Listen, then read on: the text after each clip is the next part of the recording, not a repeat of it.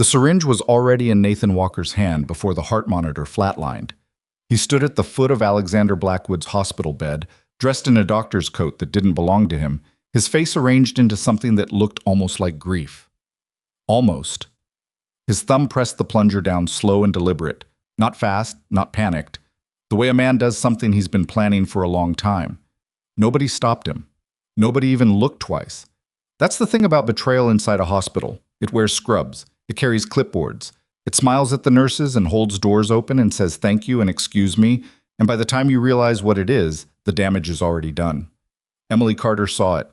She just didn't know yet what she was looking at. If this story already has your pulse up, hit that like button right now and drop your city in the comments below. I want to see exactly how far this story travels.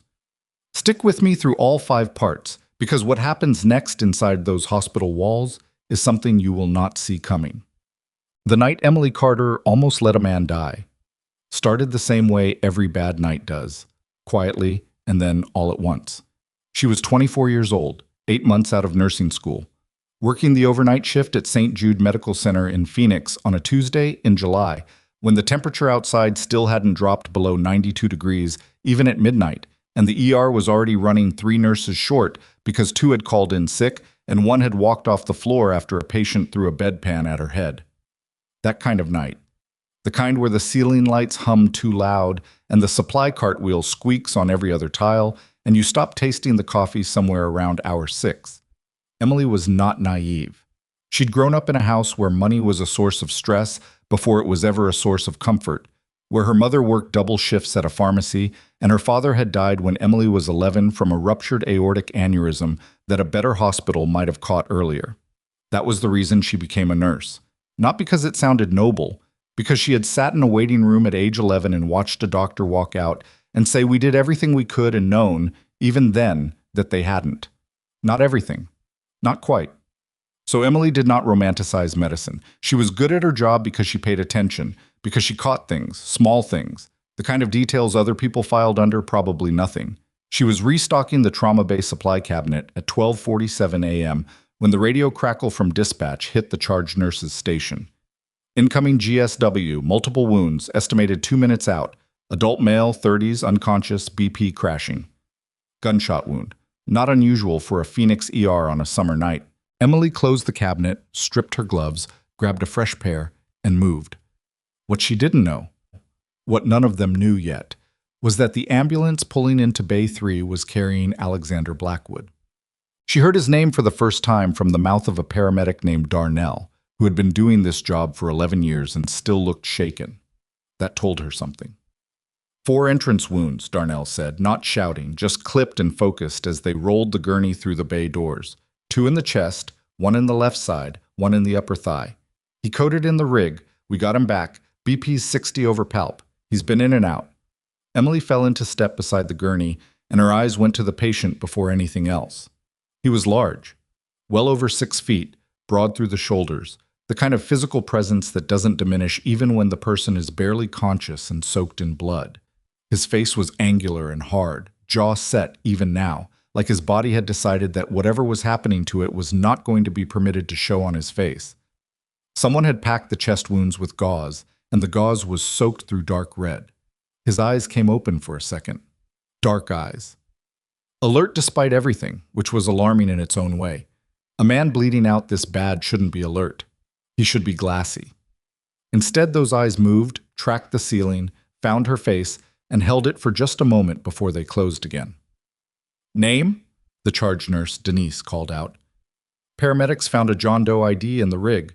Someone in the crowd at the scene gave his name, Alexander Blackwood. Denise's hand paused half a second over the intake clipboard. Just half a second. Then she kept writing. Emily filed the name away without assigning meaning to it yet. Dr. Harlan Voss was the chief trauma surgeon on call, and he was the kind of doctor who had been very good once and knew it, and had been coasting on that knowledge for about 6 years now. He wasn't incompetent.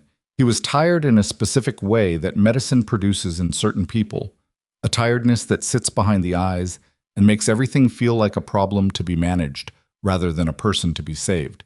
He came in fast, assessed fast, barked orders fast. The team moved. Emily moved with them. They got 2 large-bore IVs in, pushed fluids. The chest X-ray confirmed what the wounds already suggested. One bullet had nicked the edge of the right ventricle. Another had punched through the lower left lung.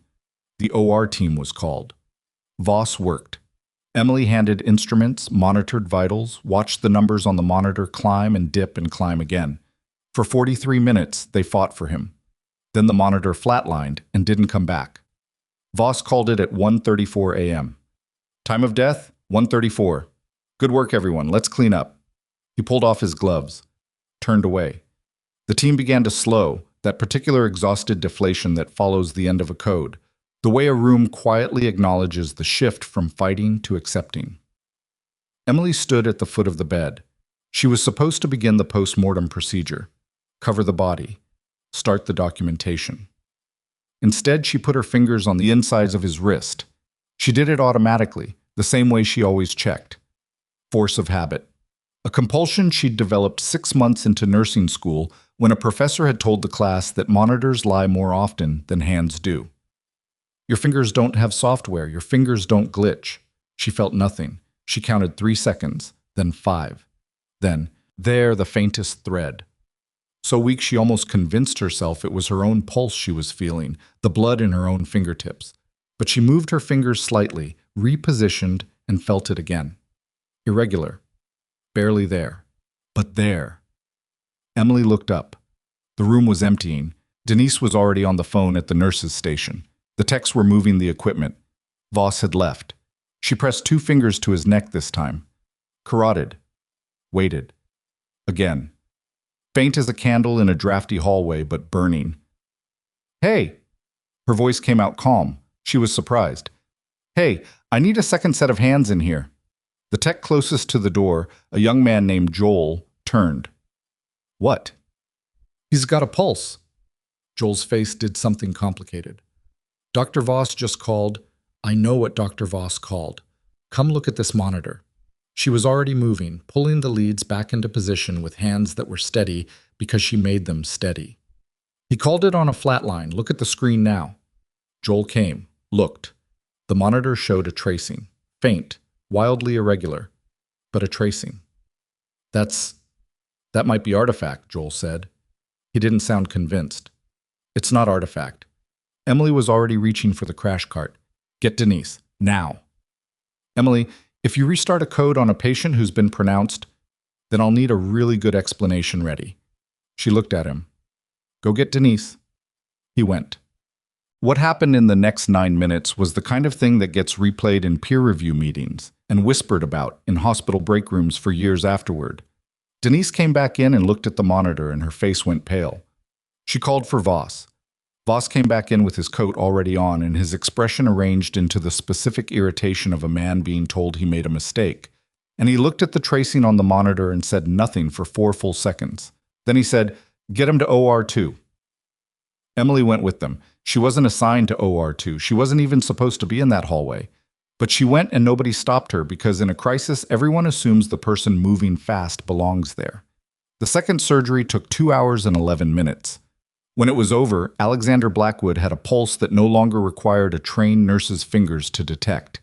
He had a repaired ventricle, a chest tube, and 2 units of O-negative blood in him. His BP was still low but trending upward. He was alive. He was alive because Emily Carter had kept her fingers on a dead man's wrist long enough to feel the truth. She was sitting in the break room at 4:15 a.m. with a cup of coffee she hadn't touched when Denise found her. Denise sat down across the table. She was a practical woman, mid-50s, the kind of charge nurse who had seen everything and reacted to most of it by taking a slow breath and writing it down accurately. She set a notepad on the table between them. You know who he is, Denise said. It wasn't a question. I know the name, Emily said. I don't know much else. Alexander Blackwood runs the Blackwood Syndicate. Half the people in this city know that name and the other half are pretending they don't. Denise's voice was level. He controls a significant portion of what moves in and out of Phoenix. Not pharmaceuticals. Not the kind of thing we talk about in here. Emily wrapped both hands around her coffee cup. He had a pulse. I know he did. Dr. Voss called it wrong. I know he did. Denise paused. What you did there, bringing him back, it was the right thing medically. But you need to understand that the right thing medically just complicated every other thing significantly. She tapped the notepad. I'm going to write this up exactly as it happened. That protects you. It also means your name is going to be on a chart connected to this man. Do you understand what I'm telling you? Emily looked at her. You're telling me to be careful. I'm telling you to be very careful. She was not careful enough. By 5:30 a.m., before the morning shift arrived, before the sunlight had done anything more than threaten the edge of the sky, 3 men appeared in the ICU waiting area that Emily had never seen before. Large men. They sat with the stillness of people trained to sit still, and their eyes moved over every person who came through that door with a particular quality of attention that had nothing to do with grief or worry. One of them approached the nurse's station. He was maybe 40, with a face that looked like it had been rearranged by force at least once and had healed slightly wrong. He set both hands flat on the counter and leaned in and said very quietly, "We're here for Mr. Blackwood." The night nurse at the station, a young woman named Priya, said, "Visiting hours don't start until—" "We're not visiting," the man said. "We're staying." He produced an ID. Priya looked at it. Later, she would not be able to say exactly what it said, only that it made her decide not to argue. His name, Emily would learn eventually, was Marcus Reed. And when he turned from the nurse's station and his eyes found Emily across the floor, found her specifically, tracked to her face with that same unsettling precision, she understood that someone had already told him exactly who had saved Alexander Blackwood's life. She held eye contact because she'd been raised to hold eye contact, and because backing down from a stare felt, in that moment, like the wrong thing to do. Marcus Reed nodded once, a small movement. Acknowledgement, not threat. Not exactly. Emily turned back to her chart and kept working, because the shift wasn't over and there were 4 other patients on this floor who needed her, and she was not going to let herself be afraid. Not yet. At 6:20 a.m., Alexander Blackwood's blood pressure dropped again. Not dramatically, a slow, creeping decline that would have been easy to miss on a quick check.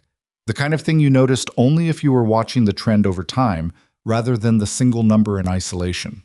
Emily was watching the trend. She flagged the attending. The attending ordered additional labs and said he'd be back in 20 minutes. Emily stood at the bedside and looked at her patient. Still sedated, the chest tube in place, the monitors surrounding him like a small city of blinking lights. And did the math in her head. Fluid status, urine output, the color of the drainage in the collection chamber, the way his skin looked across the back of his hand. Something was off. She couldn't name it precisely. That was the most unsettling kind of clinical instinct, when your body knows something your training hasn't put language to yet. She checked the IV bag. She checked the line. She checked the secondary port where the maintenance medications were running, and she paused there because the drip rate on one of the lines was different from what had been set 2 hours ago.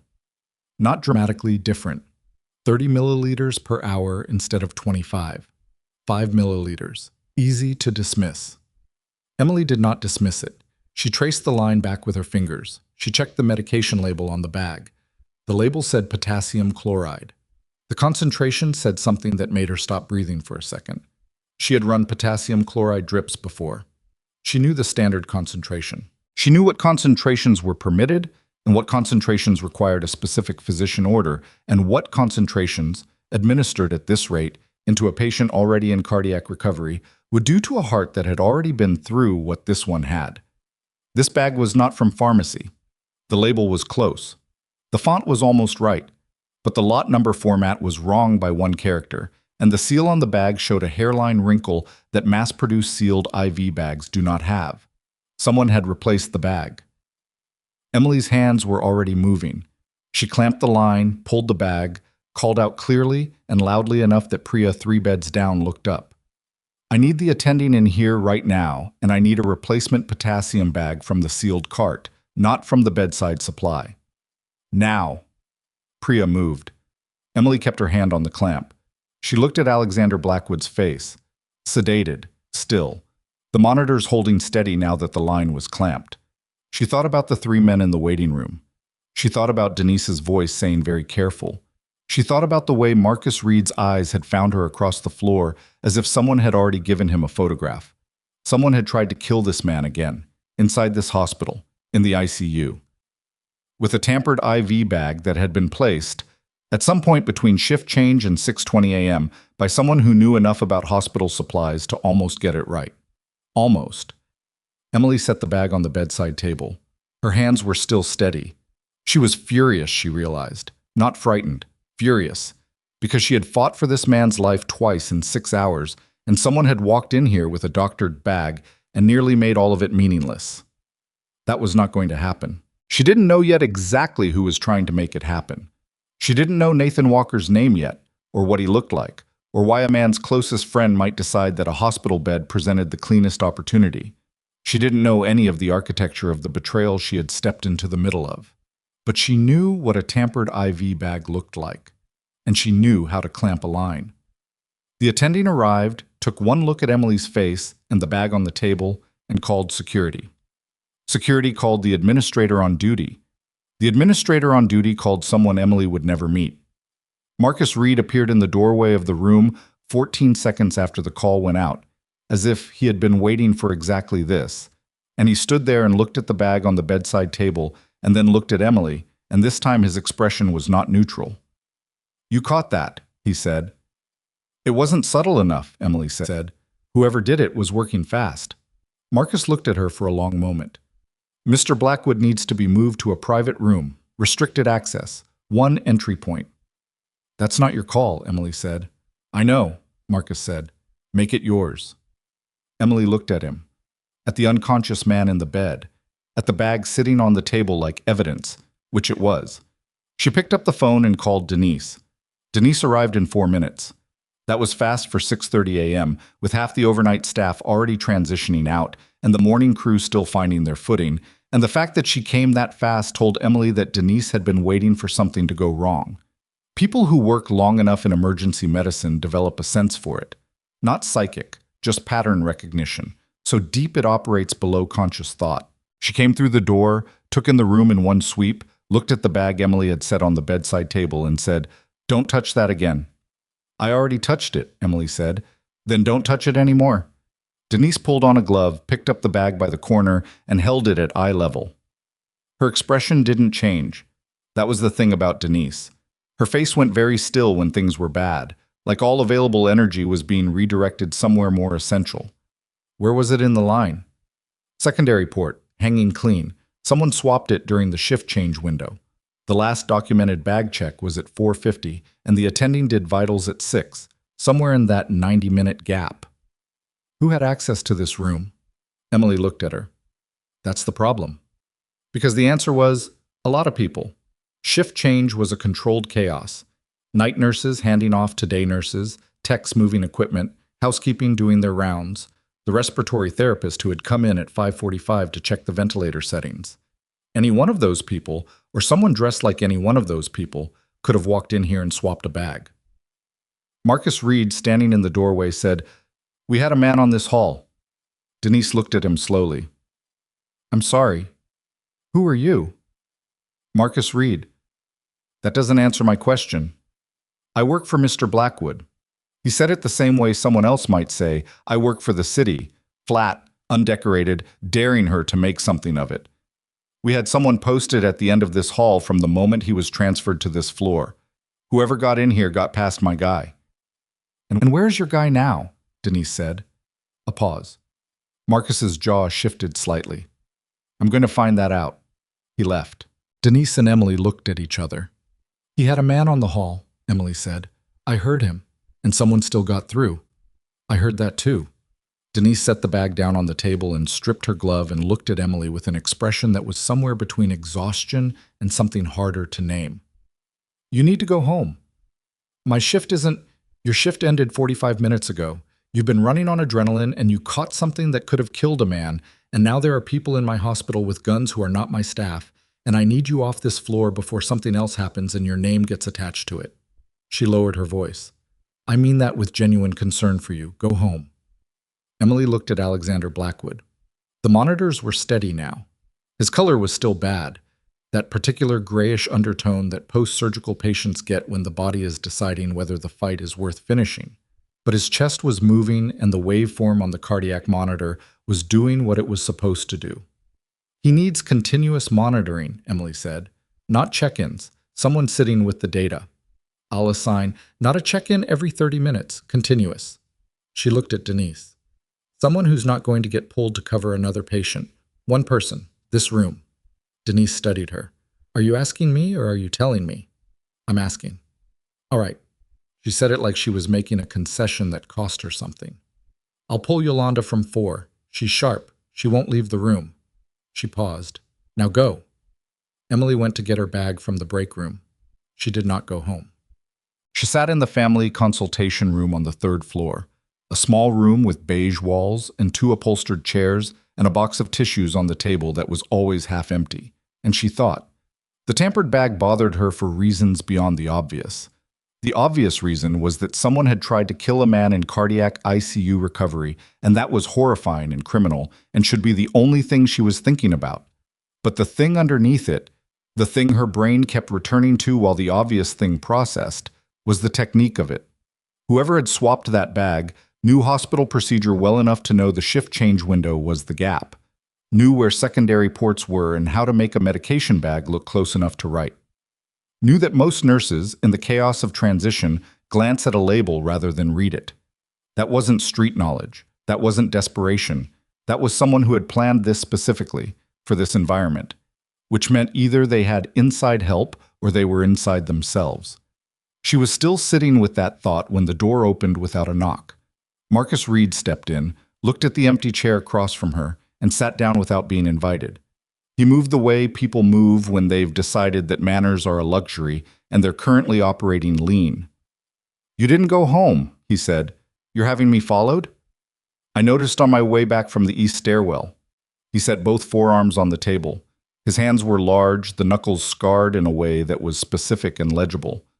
I want to talk to you. The room is yours, apparently, Emily said. He looked at her for a moment.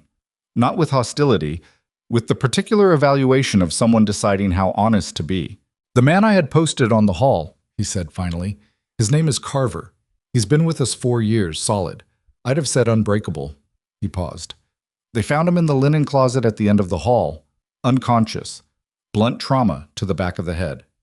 Emily felt something cold move through her. He's alive? He's alive, concussed. He won't be able to tell us anything useful for at least a few hours. You need to tell the police. The police have been notified about the assault on Carver.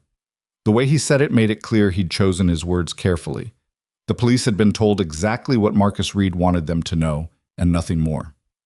What I'm telling you is that whoever got past Carver knew where he was posted. They didn't stumble on him. They went around him to his blind spot, and they hit him from behind. That means they had information about our positioning. Emily let that settle. You think you have a leak. I know we have a leak.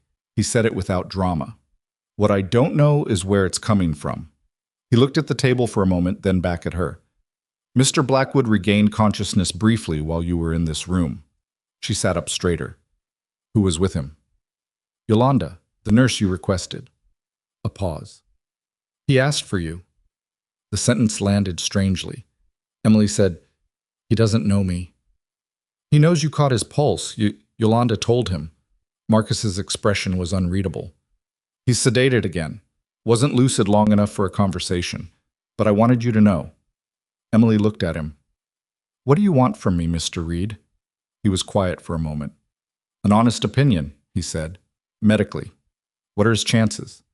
She thought about the surgical notes she'd skimmed, the repair that had been done on the ventricle, the blood loss, the secondary infection risk with a chest tube in a hospital environment that had already demonstrated it was not secure. If nothing else goes wrong, she said, reasonable. He's strong. His vitals are trending the right way. But something could still go wrong. Something keeps going wrong, Emily said. Someone is actively making things go wrong. That changes the calculation. Marcus nodded slowly. He had the look of a man doing arithmetic he didn't like the answer to. I want to post a second person on this floor, someone I trust personally. That means someone the hospital didn't hire and didn't badge.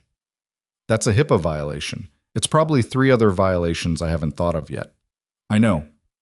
If administration finds out, they won't find out through me. He met her eyes. Will they find out through you?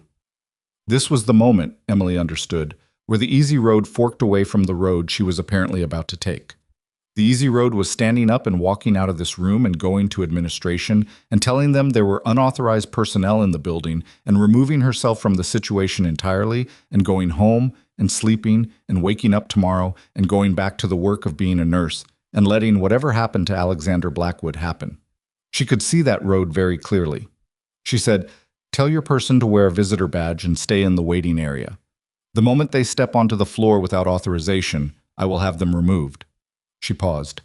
"But if something is happening in that room that the nurses' station can't see, if you need eyes in the corridor, the waiting area sightline from the east chairs covers the ICU door completely." Marcus looked at her. Something shifted in his face, not softening exactly, but a kind of recalibration, like he'd been expecting one kind of person and found another. "You've already mapped it," he said. "I was sitting here thinking," Emily said. "I think with my eyes open." By 8 a.m., the day shift was fully on, and the hospital had that particular morning quality of controlled busyness.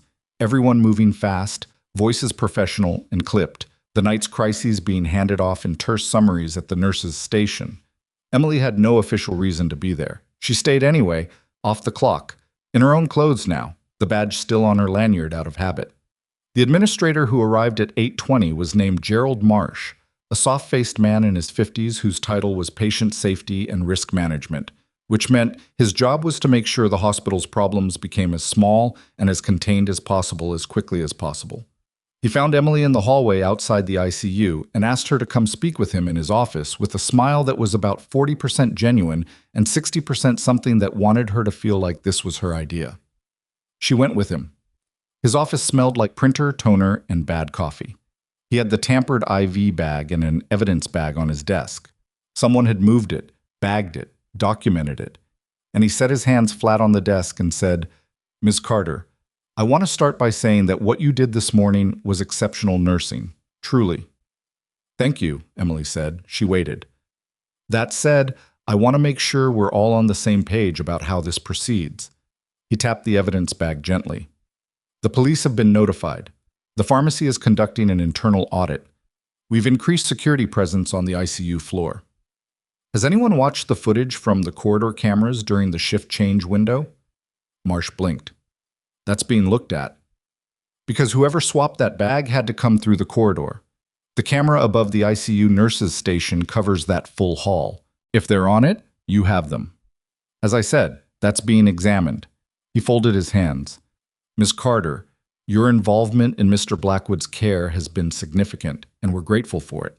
But given the nature of Mr. Blackwood's profile and the security concerns that seem to be attached to his presence in this facility, I want to encourage you to take the rest of the day, the next few days. Use your accrued time."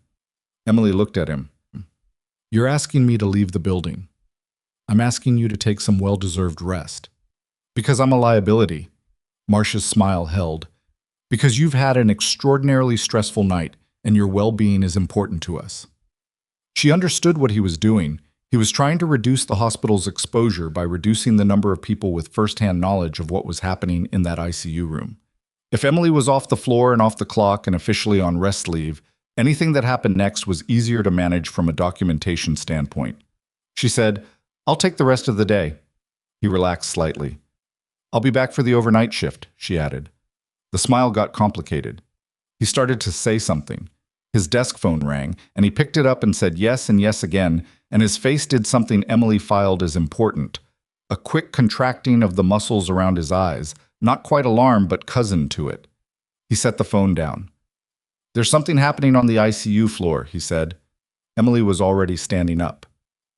What was happening on the ICU floor was that a man in a white coat with a physician's badge and a stethoscope, and the general bearing of someone who belonged there, had walked past the nurses' station and pushed open the door to Alexander Blackwood's room. And Yolanda had been on her feet and in his path before he was 2 steps inside. "This room is restricted," Yolanda said. She was a compact woman with close-cut gray hair and the particular stillness of someone who had spent 22 years in ICU nursing and was not remotely impressed by white coats. "I'm covering for Dr. Reyes," the man said. He was smooth. The coat fit well. The badge had a photograph and a name, Dr. C. Harmon, Cardiology. Just a quick check on the patient's drainage output. Dr. Reyes doesn't have cardiology consult on this patient, Yolanda said. This patient is under Dr. Voss's service. I was asked to do a secondary evaluation. Show me the order. He paused. A small pause. Professional enough that most people would have moved past it. It was a verbal order. I can get no verbal orders on this patient, Yolanda said. Restricted chart. Everything documented before anyone comes through that door. That's been standing since 6 this morning. She had her hand on the call button on the wall, fingers resting on it visibly. I need you to step back into the hallway, and I need to see your badge up close. His eyes went to the patient in the bed. Just for a second. But that second was the thing that told Yolanda everything she needed to know, because a legitimate consulting physician looks at the chart first, then the patient. You assess, you read, you evaluate. You don't look at a sedated patient the way this man looked at Alexander Blackwood, with a particular focused attention that had nothing clinical in it. She pressed the call button. He turned and walked out with his hands in his coat pockets, unhurried, the way someone leaves a room when they've decided the approach didn't work and there's no point in escalating. He turned right down the corridor toward the east stairwell. When Emily arrived on the floor 90 seconds later, he was gone. The stairwell door was swinging shut on its pneumatic hinge. 2 nurses were at the station talking over each other, and Yolanda was standing in the hallway with her arms crossed and the particular compressed expression of someone who has just been through something and is organizing it in real time. Emily went to her. Are you okay? Fine. Yolanda's voice was flat and precise. False badge. Maybe not false. The photograph looked real, but the photo and the man don't match what I have for Dr. Harmon in the system. I've worked with Calvin Harmon. He's shorter, different build. She looked at Emily. That wasn't him. Did you get a good look? Good enough. She touched her own jaw. Scar here. Right side. Thin one, curved, maybe 3 inches. Recent. Emily pulled out her phone and called Marcus Reed. He answered on the first ring. There was another attempt, Emily said. Someone with a fake or borrowed badge posing as a cardiologist. He's gone. East stairwell, maybe 2 minutes ahead of you. There was a pause on the line. She could hear movement, rapid and purposeful. Then, description. White male, 40-ish, good build, white coat, physician's badge, scar on the right jaw, curved, thin, recent. Another pause. Longer this time. When Marcus spoke again, his voice had a different quality, tighter, clipped off at the edges. Say that again. Scar on the right jaw, curved, about 3 inches. The silence that followed lasted 5 full seconds. Emily counted them. Mr. Reed, I heard you. His voice had gone somewhere controlled and cold. Stay on that floor. Don't leave. Don't let anyone new into that room that Yolanda doesn't personally recognize. He hung up. Emily stood in the hallway and looked at the phone in her hand and understood from the tone of that silence that the scar meant something specific, that Marcus Reed recognized it, that whoever had been in this room 2 minutes ago was not a stranger to the Blackwood Syndicate. The betrayal, whatever shape it had, was taking form. She found out Marcus Reed's first name was Marcus because that was what Alexander Blackwood said when he opened his eyes at 10:14 a.m. and found Emily sitting beside his bed checking his drainage output. He didn't say it loudly. His voice was the sound of someone working very hard to produce a voice at all. Hoarse, stripped down, fighting through the sedation wearing off, and the pain underneath it, and the weight of 2 surgeries in one night. But he said it clearly enough. Marcus. He's not in the room right now, Emily said. I'll get him. Wait. His hand moved on the bed rail, not reaching for her, just moving, the reflex of someone used to stopping people from leaving rooms. His eyes found her face. They were dark and very direct, and even through the medication fog and the pain they had that alert quality she'd noticed in the ER, the look of a mind that did not switch off even when the body had nothing left. You're the nurse. I'm a nurse, Emily said. Emily Carter. He processed that for a moment. His chest rose and fell carefully, the way you breathe when you know that breathing carelessly costs you something. They said you caught my pulse. You had one to cat. Voss called it. He called it early. She kept her voice clinical, factual. She didn't want to make it dramatic. The drama was already built into the facts. He looked at the ceiling for a moment. She could see him taking inventory. The chest tube, the IV lines, the monitor leads, the way someone does when they're determining the geometry of their current situation. "How bad?" he said. "You're stable. The surgery went well the second time. You're going to need 6 to 8 weeks of recovery if nothing else complicates." "Something has already complicated." "Yes." He turned his head back to her. "The bag." She'd expected him to know. Information moved through an organization like his the same way it moved through a hospital, fast, selectively, along established lines of trust. "Yolanda told you." "She told Marcus." "He told me." His eyes were steady on her face. "You caught that too." "The label was close but not right." She paused. "There was another attempt this morning, about an hour ago. Someone with a false badge came to this room. Yolanda stopped them." His jaw tightened. It was a small movement, but it changed his whole face. Something went very hard and cold behind his eyes, not pain adjacent, but something older and more deliberate. "Did they get out?" "Through the east stairwell. Marcus was notified." "Did Marcus recognize the description?" Emily looked at him. "I think so." "Did he say who?" "No." Alexander Blackwood closed his eyes. His chest rose and fell 3 times with that same careful economy of breath. When he opened his eyes again, the hardness was still there, but something else had been added to it. Something Emily could only describe as the expression of a man receiving a blow he had been quietly anticipating and still doesn't find easy to absorb. "Who do you think is doing this?" she said.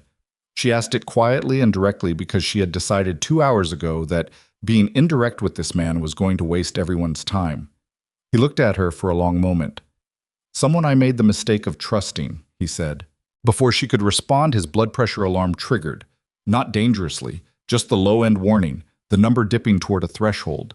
And she was on her feet and moving, and by the time she'd checked the line and adjusted and silenced the alarm and turned back around, Marcus Reed was in the doorway. The 2 men looked at each other across the room. Marcus closed the door behind him. He stood with his back to the door and his arms at his sides, and his face was doing something Emily had not seen it do before. Something undefended, almost pained. "Tell me it wasn't him," Alexander said. His voice was very quiet. Marcus Reed said nothing. "Marcus." "I can't tell you that," Marcus said. "I'm sorry." The room held that sentence for a moment. Emily looked between the 2 men and understood she was present for something that had nothing to do with medicine and everything to do with the specific devastation of finding out that the person you trusted most with your life was the one engineering your death. "Nathan," Alexander said. Not a question. Marcus nodded once, small and definitive. Alexander turned his head away toward the window. There was no window in the ICU room, just the wall, just the monitors. And Emily watched his profile and the way his throat moved as he swallowed, and she thought about what it costs a person to have that particular knowledge handed to them while they're lying in a hospital bed with a chest tube in and 2 units of someone else's blood keeping them alive. She thought it must cost something enormous, and she watched him pay it in real time, and she did not look away because looking away felt like a kind of abandonment. "How long has he known I survived?" Alexander said. "Since at least 4 a.m., Marcus said. "Whoever he sent to the hospital with the bag knew enough to put it in correctly. That means they had at least an hour to prepare after getting word." The badge. Borrowed from a staff physician, Dr. Harmon. "We think Harmon was coerced. He reported his badge missing at 8 this morning, said someone approached him in the parking garage last night." Marcus's voice was steady and factual, delivering information the way you hand someone a weapon, carefully, handle first. "Nathan has someone inside this hospital, Alex, or someone who has access. Or both. Or both." Alexander's hand on the bed rail tightened slightly and then released. "He'll send more." "I know. This room isn't safe." "I know that too." Marcus crossed to the bedside. He stood close, lowered his voice. "I have 4 men I trust without question. I want them inside the building, disguised as staff if I have to. If administration finds that, administration is already finding things they don't like. A few more faces won't be what breaks this." Emily said, "If you bring unauthorized people onto this floor posing as medical staff and something goes wrong, if a patient is harmed, if there's an incident, if anyone gets hurt, the hospital gets shut down. This floor gets shut down." She looked at Marcus. "There are other patients here, people who have nothing to do with any of this." Both men looked at her. Neither of them looked annoyed by the interruption, which told her something. Marcus said, "What do you suggest?" "Move him." She said it before she'd fully decided to say it, but once it was out, it held together. The logic of it was clean and necessary. He can't stay in this hospital. Someone has access here, and we don't know what the access point is yet. And until we do, every hour he's in that bed is an hour. Nathan Walker can send another person through the shift change window or another person with a borrowed badge. She paused. He needs to be somewhere contained, somewhere with one point of entry that you control completely. He's 3 days post-surgery, Marcus said. He has a chest tube. He's on IV antibiotics, and I know what he's on, Emily said. I'm not saying now, I'm saying soon. And I'm saying when you do it, you need someone who knows his medical situation. She stopped. The room was very quiet. Marcus looked at her with that particular quality of attention he'd been directing at her since 6 a.m. The look of someone recalibrating what they expected to find. Alexander Blackwood turned his head back from the wall and looked at her and said, very quietly, "Are you volunteering?" Emily looked at him. At the monitors. At the chest tube and the IV lines and the evidence of everything that had already happened in the last 10 hours. She thought about Denise telling her to be very careful. She thought about Gerald Marsh and his careful vocabulary and his risk management smile. She thought about the syringe she hadn't seen in Nathan Walker's hand, but would have if she'd been in that room when he came in wearing a borrowed coat and carrying an intention he'd had for longer than anyone had understood. She said, "I'm not volunteering for anything yet." A pause. "But if and when you move him, you need someone who can manage a chest tube and read a post-surgical complication before it becomes a catastrophe. You don't have that person on your team." "No," Marcus said, "we don't." The monitors hummed. Down the hall, someone's call light went on and chimed and went unanswered for a moment before the day nurse caught it. The ordinary machinery of the hospital continued around them, indifferent and constant. And in this room, the three of them stood in the particular silence of people who have just passed through a door that does not open from the other side. Alexander Blackwood said, "Emily." It was the first time he'd used her name. She didn't know why that landed the way it did. "Thank you," he said, "for earlier, both times." He said it the way someone says a thing they mean but are not used to saying, directly, without decoration, with the slight roughness of words that don't get spoken often enough. Emily nodded. She picked up his chart and checked his drainage output and recalculated his fluid balance for the next 4 hours and did not say anything else because there was nothing else to say yet. She was still on the floor at noon when Yolanda found her in the medication room and said quietly, with her voice stripped of its usual professional calm, "Someone cut the CCTV feed to this floor, all 4 cameras, 22 minutes ago." Emily set down the chart she was holding. "Security's aware," Yolanda said. "They're trying to restore it." "How long will that take?" "They don't know." Emily looked at the closed door of Alexander Blackwood's room at the end of the hall. 22 minutes of blind corridor. 4 dead cameras.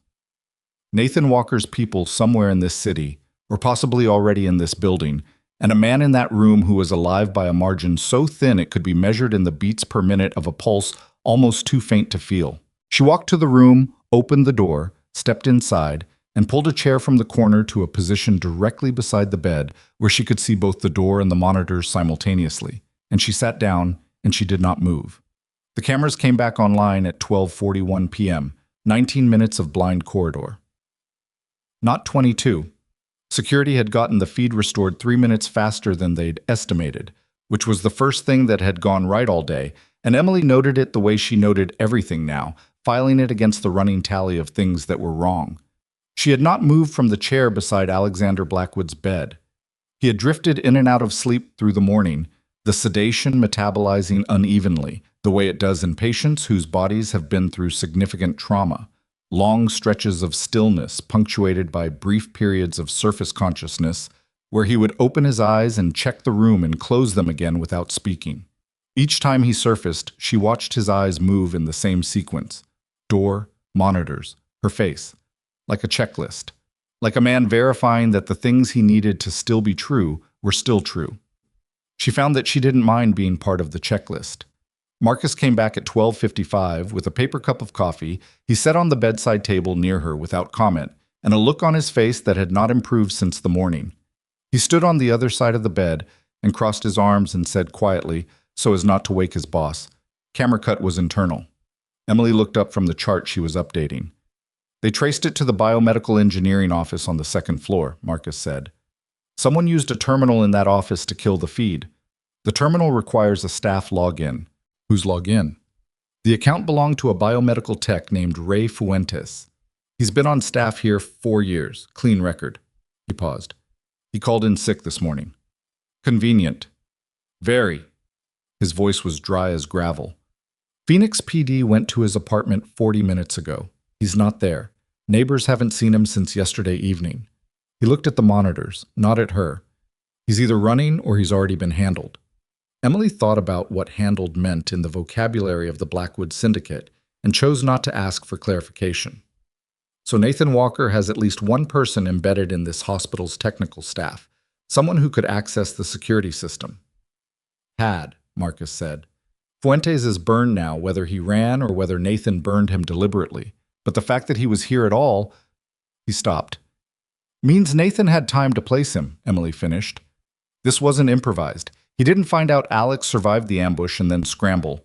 He had contingencies already built in." Marcus looked at her. "That's right." "Which means he knew the ambush might not work." A pause. "Or he wanted options." They sat with that. The monitor beeped steadily. Down the hall, someone was running a machine that produced a rhythmic low hum. Alexander Blackwood's chest rose and fell. Emily said, "When did the ambush happen?" "Last night, around 10:30. "How many people knew Alex's location?" Marcus was quiet for a moment in a way that told her the number was small, and the implications of the number being small were significant, and he had been doing the same arithmetic she was now doing and had arrived at an answer he didn't like. "6 people, he said, "myself included." "Can you clear yourself?" He looked at her. It wasn't an offended look. It was the look of someone who had expected the question and respected it for being asked. "I can account for my whereabouts from 9 p.m. through the time the call came in about Alex going down. I was with 2 of our people the whole time." "The other 5? "I'm working through it." "Carefully," Emily said. "Very." He picked up the coffee cup from beside her, apparently decided it had been for himself after all, and drank from it. "I need to tell you something." She waited. "Nathan Walker has been Alex's second-in-command for 11 years. He said it the way you say something you've been building toward, with the particular weight of context. They grew up in the same neighborhood. Nathan's mother died when he was 8. Alex's family—" He stopped, corrected. "Alex took him in. Not formally, but practically. Nathan was in Alex's house more than his own by the time they were teenagers." Emily looked at the man in the bed, the hard planes of his face in repose. The scar above his left eyebrow she hadn't noticed until now, a thin white line that curved like something's edge. 11 years, she said. 11 years, Marcus repeated. 2 of which Nathan spent building what we now know was a parallel structure, a separate set of relationships, financial arrangements, people who owed him rather than Alex. He set the cup down. "He's been doing this for at least 2 years, maybe longer. We just didn't see it." Alex didn't see it. "No." Something crossed Marcus's face. Not shame, something more complicated. "Neither did I." Alexander Blackwood woke fully at 2:17 p.m., and the first thing he said, clearly and without preamble, was, "I need a phone." "You need to rest," Emily said. "I'll rest when I know where Sophia is." He was already trying to push himself upright, which was both anatomically inadvisable and physically impressive given the chest tube and the IV lines, and the fact that his body had been through what it had been through. Emily put her hand on his shoulder, not forcefully, just firmly, the way you stop a door from swinging open too fast. He stopped, looked at her hand, looked at her face. "Sophia," she said, "that's your sister. She's 22. She's at her apartment on the east side. She doesn't know any of this yet." His voice was controlled in the way of someone spending real effort on the control. "Nathan knows where she lives. He's known for years." "Marcus has someone watching her," Emily said. She didn't know if that was true. She looked at Marcus across the bed. Marcus said, "Since 6 a.m. He'd anticipated it. Of course he had. 2 men I'd put in front of a bullet for. She's fine. She doesn't know she's being watched. Alexander looked at Marcus for a long moment. The look between them had a different quality now than it had that morning. Something slightly fractured in it, a hairline crack in a foundation that had been solid for a long time. Because Marcus had said, "I can't tell you that, and I'm sorry," and those words do not leave a relationship unchanged. "Thank you," Alexander said. The words came out even, but careful. "Don't thank me," Marcus said. "Just rest." Alexander looked at the ceiling. His right hand was lying flat on the bed rail, and Emily watched his fingers press down on it once, hard, then release. The physical vocabulary of someone managing something that wanted to be larger than the space he was giving it. "He's going to move soon," he said. "He knows I'm alive. He knows the hospital is compromised from his end. He'll calculate that I'll move and he'll try to get to Sophia before I can." "To use her," Emily said. "To guarantee the outcome." His eyes moved to her. "Nathan is not reckless. He doesn't leave things to chance. Sophia is his insurance policy. If he has her, it doesn't matter whether I'm alive or dead. I can't move against him without risking her." Emily thought about what it meant to know someone well enough to predict their logic that precisely, to understand the architecture of their ruthlessness in that much detail. It occurred to her that the same understanding that made Alexander Blackwood dangerous had also left him exposed. You can't know someone's worst capabilities without having been close enough to them for long enough that your guard was down. She said, "Then we need to move you before he moves on her." "Tonight," Marcus said. It wasn't a question. "Tonight," Alexander confirmed. He looked at Emily. "Can it be done safely?" She thought about the chest tube, the antibiotics that needed to run on schedule, the drainage that needed monitoring, the signs of secondary infection she'd need to watch for, the fact that moving a post-surgical patient 48 hours after a thoracic repair in anything other than a fully equipped transfer vehicle was medically inadvisable by almost every standard she'd been trained on. "Safely is relative," she said. "It can be done survivably." Something that was almost a smile crossed his face and was gone. "That's good enough." The plan came together over the next 3 hours in pieces, assembled in quiet voices in a restricted hospital room while the ordinary afternoon proceeded around them. Visitors moving through the hallways, a television murmuring somewhere down the ward, the smell of institutional dinner beginning to work its way up from the kitchen floors below. Marcus would bring a vehicle to the service entrance at the back of the building at 9 p.m. There was a service elevator that ran from the second basement to the third floor, used for equipment transfers and after-hours supply deliveries. It was not covered by the floor's nursing station sightlines. The camera above it was one of 4 that had gone blind during the morning cut. And while it was restored now, Marcus had a man who could produce a 60-second loop of empty corridor on that feed with enough notice. Emily would disconnect the chest tube safely and cap the drainage port. She would prepare a go-bag of medications, antibiotics, pain management, the emergency drugs she might need if his pressure dropped or his heart did something wrong outside the context of a hospital. She had been calculating what she needed for the last 2 hours, running the list in her head with the same focus she applied to complex medication calculations, the kind of focus that quieted everything else. She had not yet fully decided that she was going with them. She told herself that. She was preparing contingencies. She was being thorough. She was lying to herself, and she knew it and kept going anyway. At 4:45 p.m., Denise caught her in the medication room. Denise closed the door. She looked at Emily's face and at the list on the notepad Emily was holding, and she said, "What are you doing?" "Preparing a transfer protocol," Emily said. "To where?" "An outpatient facility." The lie was smooth and immediate, and Emily felt something contract in her chest at how easily it came. "There's a concern about the security of this floor. Mr. Blackwood's team is arranging a private medical transport to a rehabilitation facility with a secure ward." Denise looked at her for a long time. Denise was not a person who was easily handed smooth lies.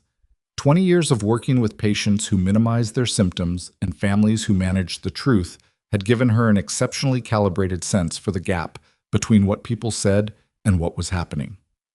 "Emily," she said. "Yes." "Look me in the eye and tell me this is sanctioned through administration." Emily met her eyes. She did not say anything. Denise exhaled through her nose. She pulled a chair from the corner and sat down and folded her hands in her lap and looked at the floor for a moment. "You saved this man's life twice," In one night. And now you're going to... She stopped, pressed her lips together, started again. What you are doing right now is not just a nursing license issue. Do you understand that? If something goes wrong with that chest tube outside of this building, if he crashes and there's no surgical team... I know, Emily said. If he dies, I know, Denise. Then tell me why. Emily set her notepad down. She thought about how to answer that honestly and found that the honest answer was not simple and not clean and not the kind of thing that fit neatly into a professional conversation. Because someone is going to come back, she said. Nathan Walker is going to send someone else into this building.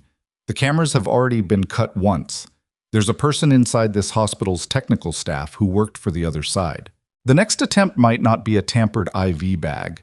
It might be something faster, something I can't catch in time. She paused. And because he's not going to be safe here regardless of what security does, and the only thing standing between him and the next attempt is the fact that nobody currently knows where he is, and the moment he moves, that advantage disappears. She looked at Denise. I'm the only person who can keep him medically stable while that advantage holds. Denise was quiet. I'm not asking for your approval, Emily said. I'm not asking for anything, but I didn't want to walk out of here without you knowing I understand exactly what I'm doing. Denise looked at her for a long time. Then she stood up and went to the medication cabinet and began pulling items, specifically, carefully, the things a nurse preparing for a complicated off-site situation would need. She set them on the counter without speaking. Emily looked at them, then at Denise. The Foley suction adapter, Denise said, not looking at her. It fits the drainage port if you need to reconnect field side. You probably already knew that. I knew that, Emily said. Then stop standing there.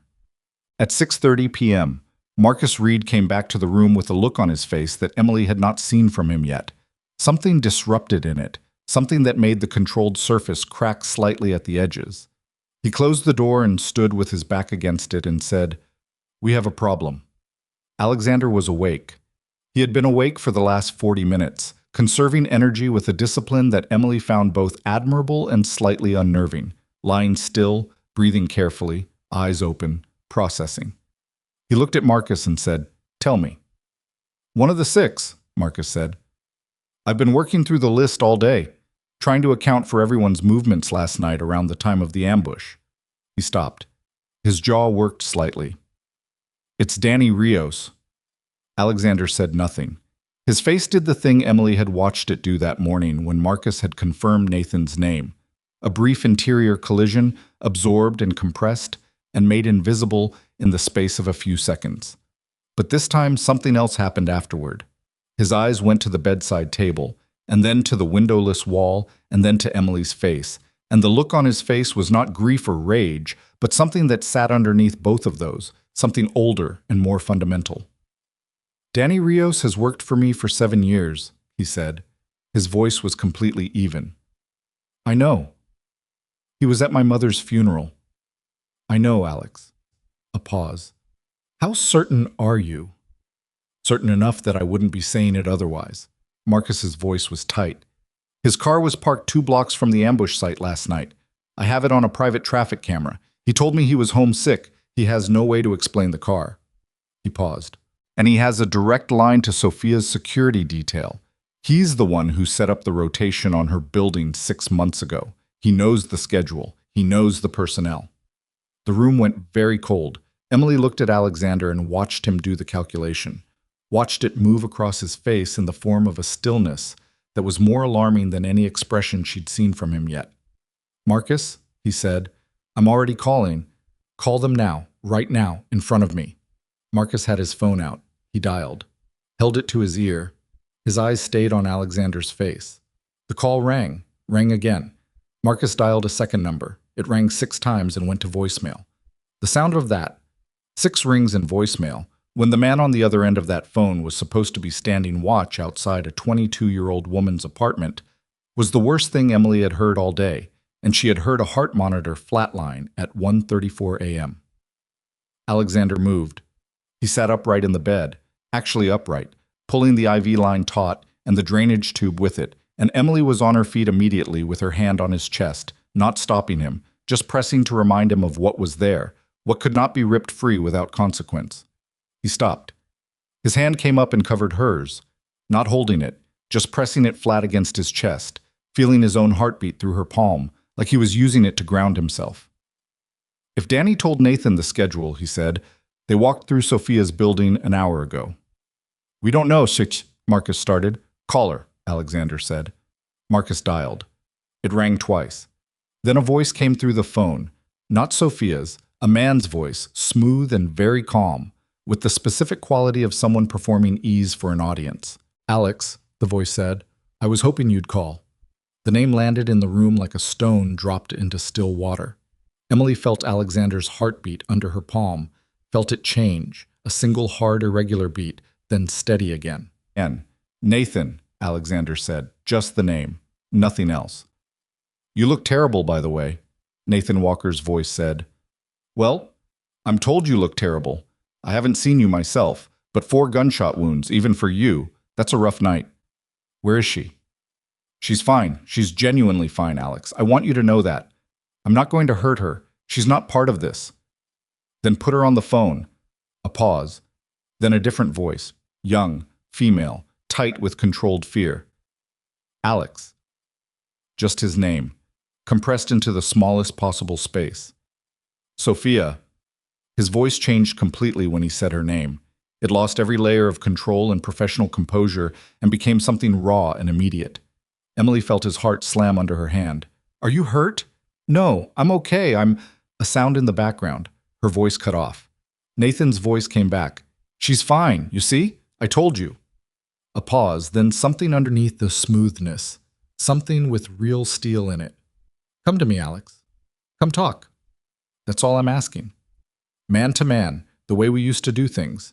You bring Marcus if you need to, but you come tonight, and you come alone except for Marcus. Another pause. And you leave the nurse at the hospital. The line went quiet. Nathan had not hung up. The connection was still there. Emily could see it on the phone screen, the counter ticking up. But he'd gone silent, waiting. Alexander looked at Emily. She was still standing with her palm against his chest, and her hand was still being pressed there by his. She looked back at him, and in the look between them, something passed that was not quite words and not quite understanding yet. Something earlier than both of those. Some room for the last 7 hours and had not left, and he had noticed, and it meant something to him that she couldn't fully calculate. You heard that, he said. Not a question. I heard it, Emily said. I want you here. I heard that too. He took her hand off his chest, not unkindly, with both of his hands, carefully, like something that required care. You should stay, he said. I know that's what he wants, Emily said. That's why I'm not going to. His eyes held hers. Emily. He told you where to be and when and who to bring. He set the terms. Her voice was even. Every term he set benefits him, including leaving me behind. You're a nurse, not, I'm the only person in this situation who isn't playing the game he designed. She took her hand back from his. That's worth something. Marcus looked at her from across the room. He had the particular expression of a man reassessing a situation midstream and finding the reassessment uncomfortable. He turned to Alexander. She's not wrong. Alexander looked at his enforcer, then back at Emily, then at the phone in Marcus's hand where Nathan Walker's voice had not come back but the connection still held, the counter still ticking. He picked up the phone. Nathan, he said. Yes. I'll be there. He paused. One beat. On my terms. You don't have on my terms, Alexander said again, or you don't get what you actually want. And we both know what you actually want isn't Sophia. He paused. Think about it. I'll call you back in 10 minutes with the location. He ended the call. The room was absolutely silent except for the monitors. Marcus said, You're going to set the location. Somewhere he doesn't control. Somewhere his people haven't been and can't prepare. Alexander was already thinking. Emily could see it, the way his eyes had gone distant and calculating. He was in pain that was visible in the tight economy of every movement he made, but the pain was being subordinated to something else, something that functioned like a separate system running parallel, colder and faster. And Emily is coming. Alex, she's coming. He looked at Emily. Because Nathan specifically excluded her, and Nathan is always specific for a reason. Emily looked at him. She thought about Denise setting medications on the counter. She thought about her mother working double shifts and her father dying in a waiting room and the doctor saying we did everything we could and knowing even at 11 that they hadn't. She had spent her entire adult life learning to catch things, small things, the faint pulse, the wrong label, the drip rate that was 5 milliliters off, the details that everyone else filed under probably nothing. She thought, Nathan Walker has never met anyone like me. He's accounted for Alexander. He's accounted for Marcus. He's thought about loyalty and force and leverage and the architecture of criminal power. He has not thought about a 24-year-old trauma nurse who grew up knowing that the people in the room don't always see what's right in front of them. Tell me the plan, she said. And Marcus Reed, who had spent 11 years standing between Alexander Blackwood and the things that wanted to kill him, and had never once in those 11 years brought a trauma nurse into the equation, opened his mouth and began to talk. The location Alexander chose was a warehouse on the south edge of the city that had belonged to his organization for 6 years and had never appeared in any documentation connected to Nathan Walker's name. That was the point. Marcus knew about it. 3 other men knew about it. Nathan had been kept deliberately outside that circle, not from suspicion, Alexander said, but from operational compartmentalization, the habit of keeping certain assets in separate columns.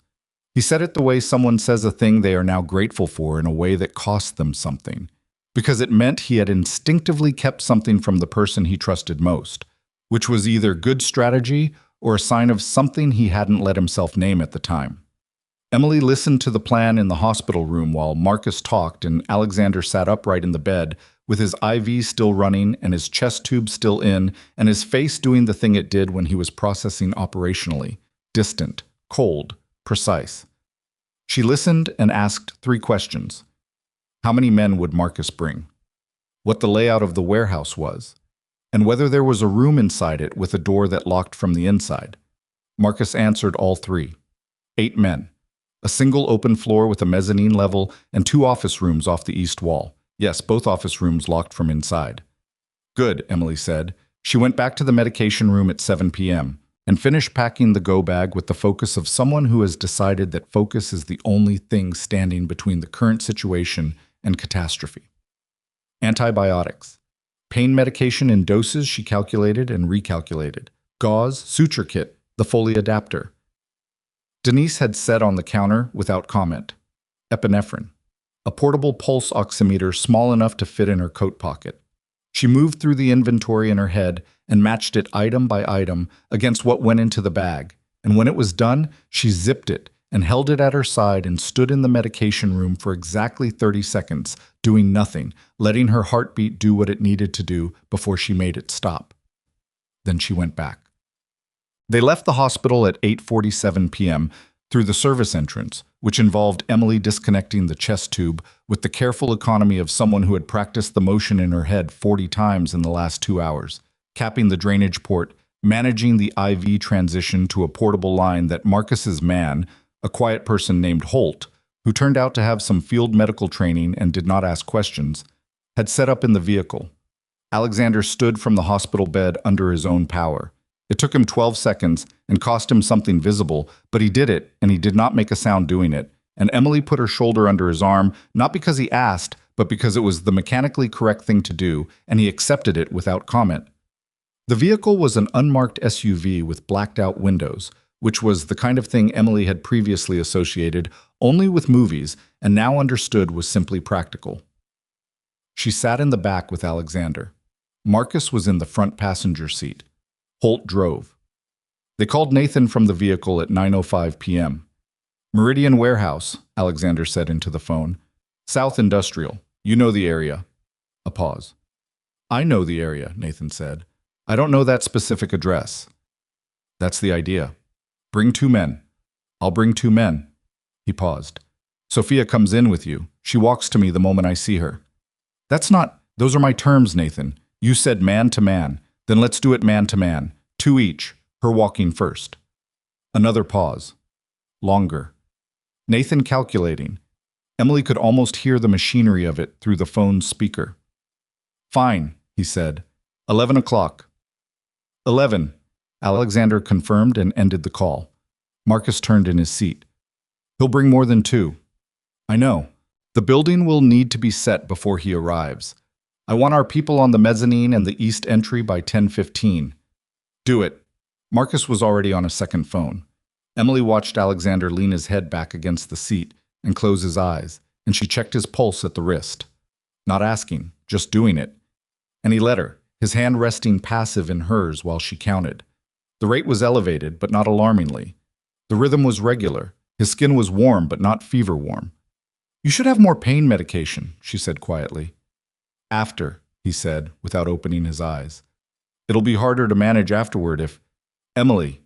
He said her name with a kind of patient finality, like a door closing softly. After. She let go of his wrist. She looked out the window at the Phoenix night going by. The lit signs, the wide, empty boulevards, the particular quality of desert darkness at the edges of city light.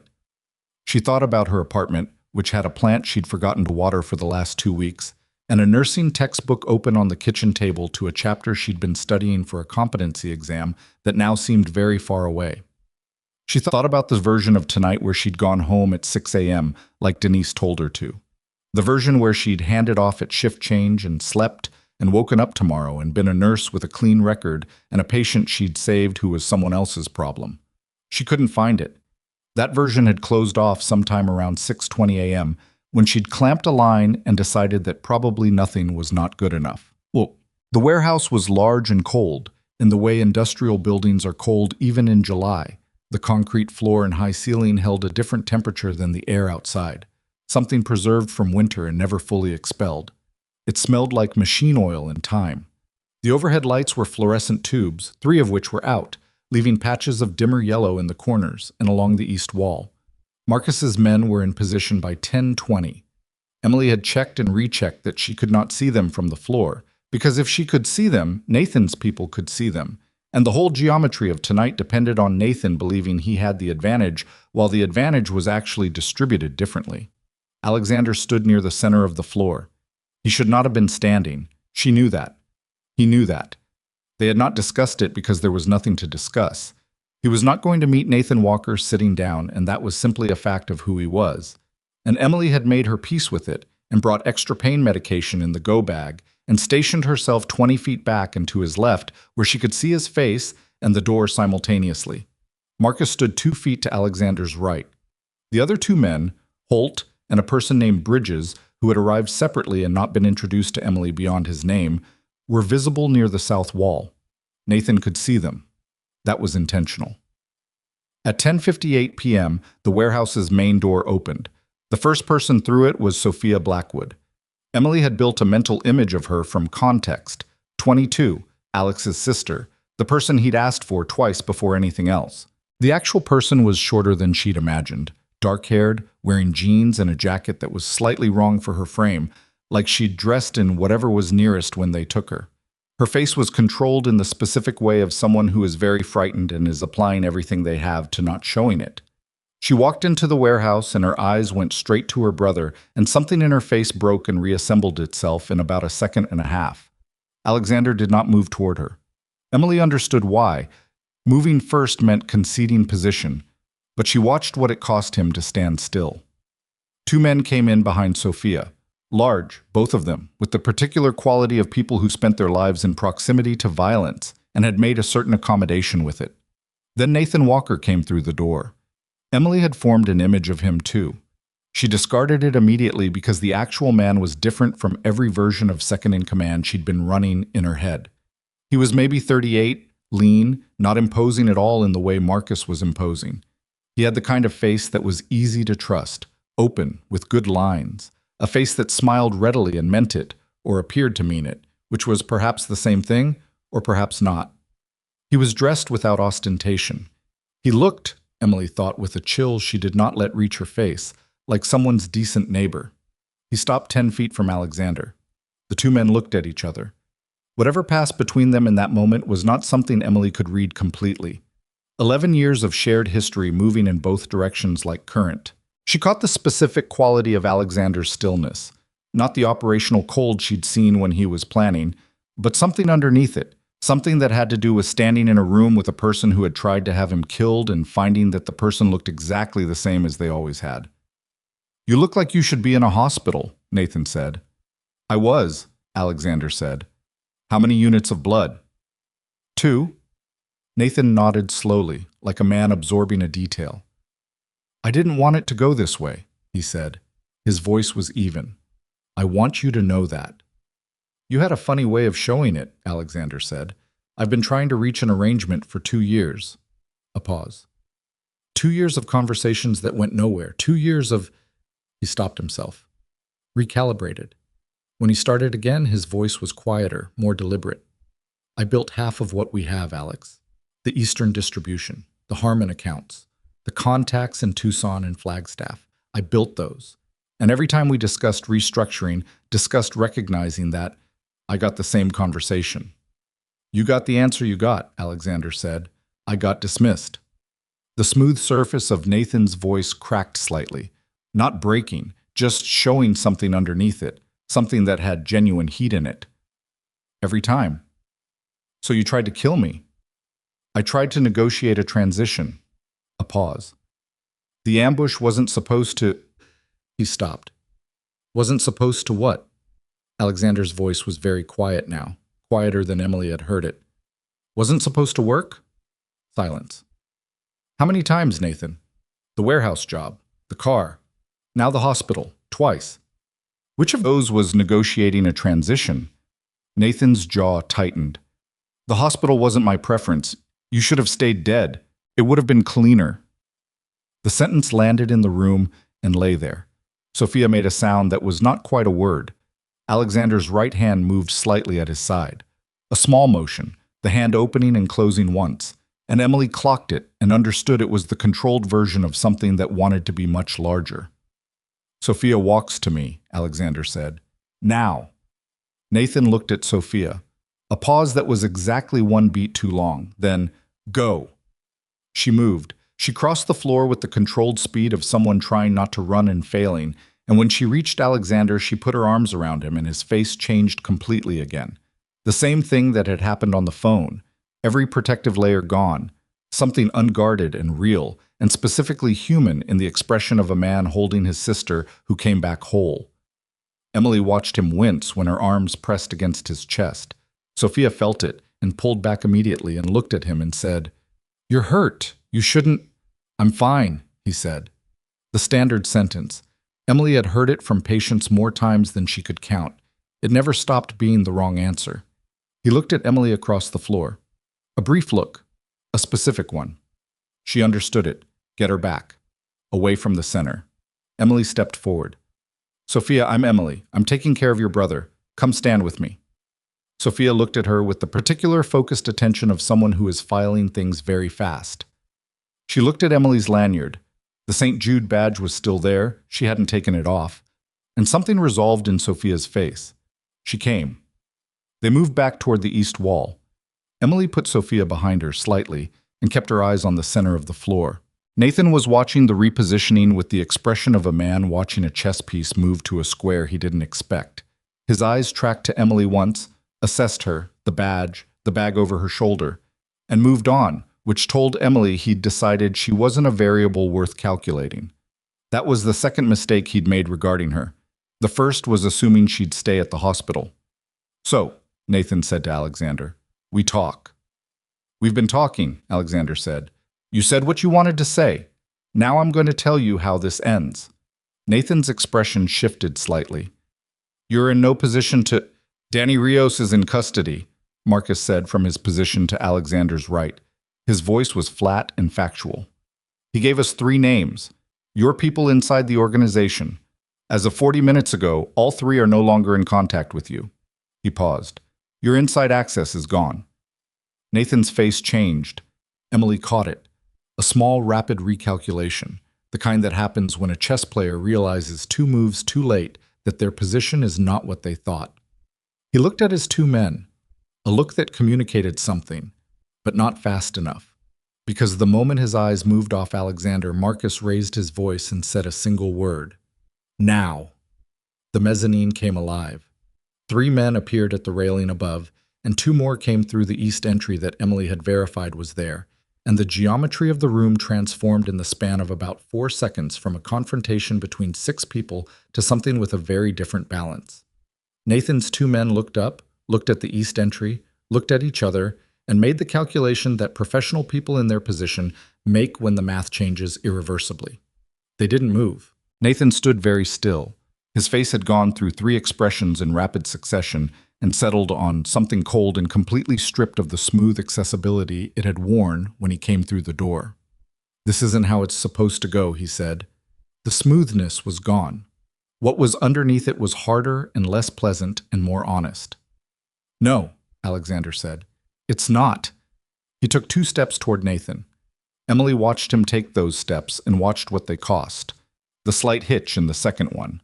The way he compensated for the pain in his chest with a minor shift of his weight. Something only visible if you'd been watching him move for the last several hours. He stopped 3 feet from Nathan and looked at him, and Emily thought about what it must be to stand that close to someone who had tried 4 times to end your life and had been your closest friend for 11 years before that. Nathan said, "You're going to have me killed." "I haven't decided," Alexander said. Something flickered in Nathan's face. "Alex, don't." The word came out quiet and absolute. "Don't use my name right now." Nathan's jaw tightened. His eyes moved around the room once, cataloging, calculating, finding nothing that changed his position, and then came back to Alexander. And in that moment, Emily saw something happen in Nathan's face that she had not expected. She saw the smoothness come back.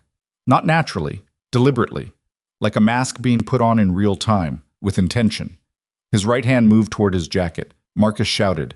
Emily grabbed Sophia and turned her body and put herself between Sophia and the center of the room and pressed them both against the east wall, and the noise that followed was enormous and confusing and lasted approximately 3 seconds. The specific chaos of a confined space and sudden movement and multiple people reacting simultaneously. Then it stopped. Emily turned back. Nathan Walker was on the ground. He was not dead. She could see his chest moving from where she stood, and Marcus was already over him, and the gun that had been in Nathan's hand was no longer in his hand. One of Nathan's men was down as well, not moving, and the other had his hands raised and was talking fast and quietly and not making eye contact with anyone. Alexander was still standing. That was the thing Emily's eyes went to first. He was still upright, still in the center of the floor, and he had one hand pressed flat against his chest, against the site of his surgery, against the place where his repaired heart was, and his face was white in the fluorescent light, but he was standing. She was across the floor before she'd decided to move. "Don't," she said, reaching for his hand, moving it aside to get her fingers to the right place. "Let me check. Alex, let me check." He let her. His breathing was elevated, fast, the oxygen demand of someone whose body had just gone through an adrenaline spike that it was in no condition to handle. She got her fingers to his wrist and counted, and the rate was too fast, but not catastrophically, and she pulled the pulse oximeter from her pocket and clipped it to his finger and watched the number climb. 94, 95. And she exhaled something she hadn't known she was holding. "You need to sit down," she said. "In a minute. Now, Alex." He looked at her. His eyes were completely focused despite everything, that same alert quality that had tracked to her face in the ER and had not stopped tracking since. "Is it bad? Your O2 is 95, your heart rate is 132. You just went through something your surgical team would describe as inadvisable." She met his eyes. "None of which is immediately fatal. But if you don't sit down in the next 2 minutes, I'm going to stop being able to tell you that." Something in his face shifted. Not quite the way it had when he'd held Sophia, but something adjacent to it. Something that recognized she was telling him the truth and was responding to that specifically. He sat down. On the concrete floor of the warehouse because there was nothing else to sit on, and he sat down with the deliberate care of someone who has decided that maintaining dignity is less important than staying upright.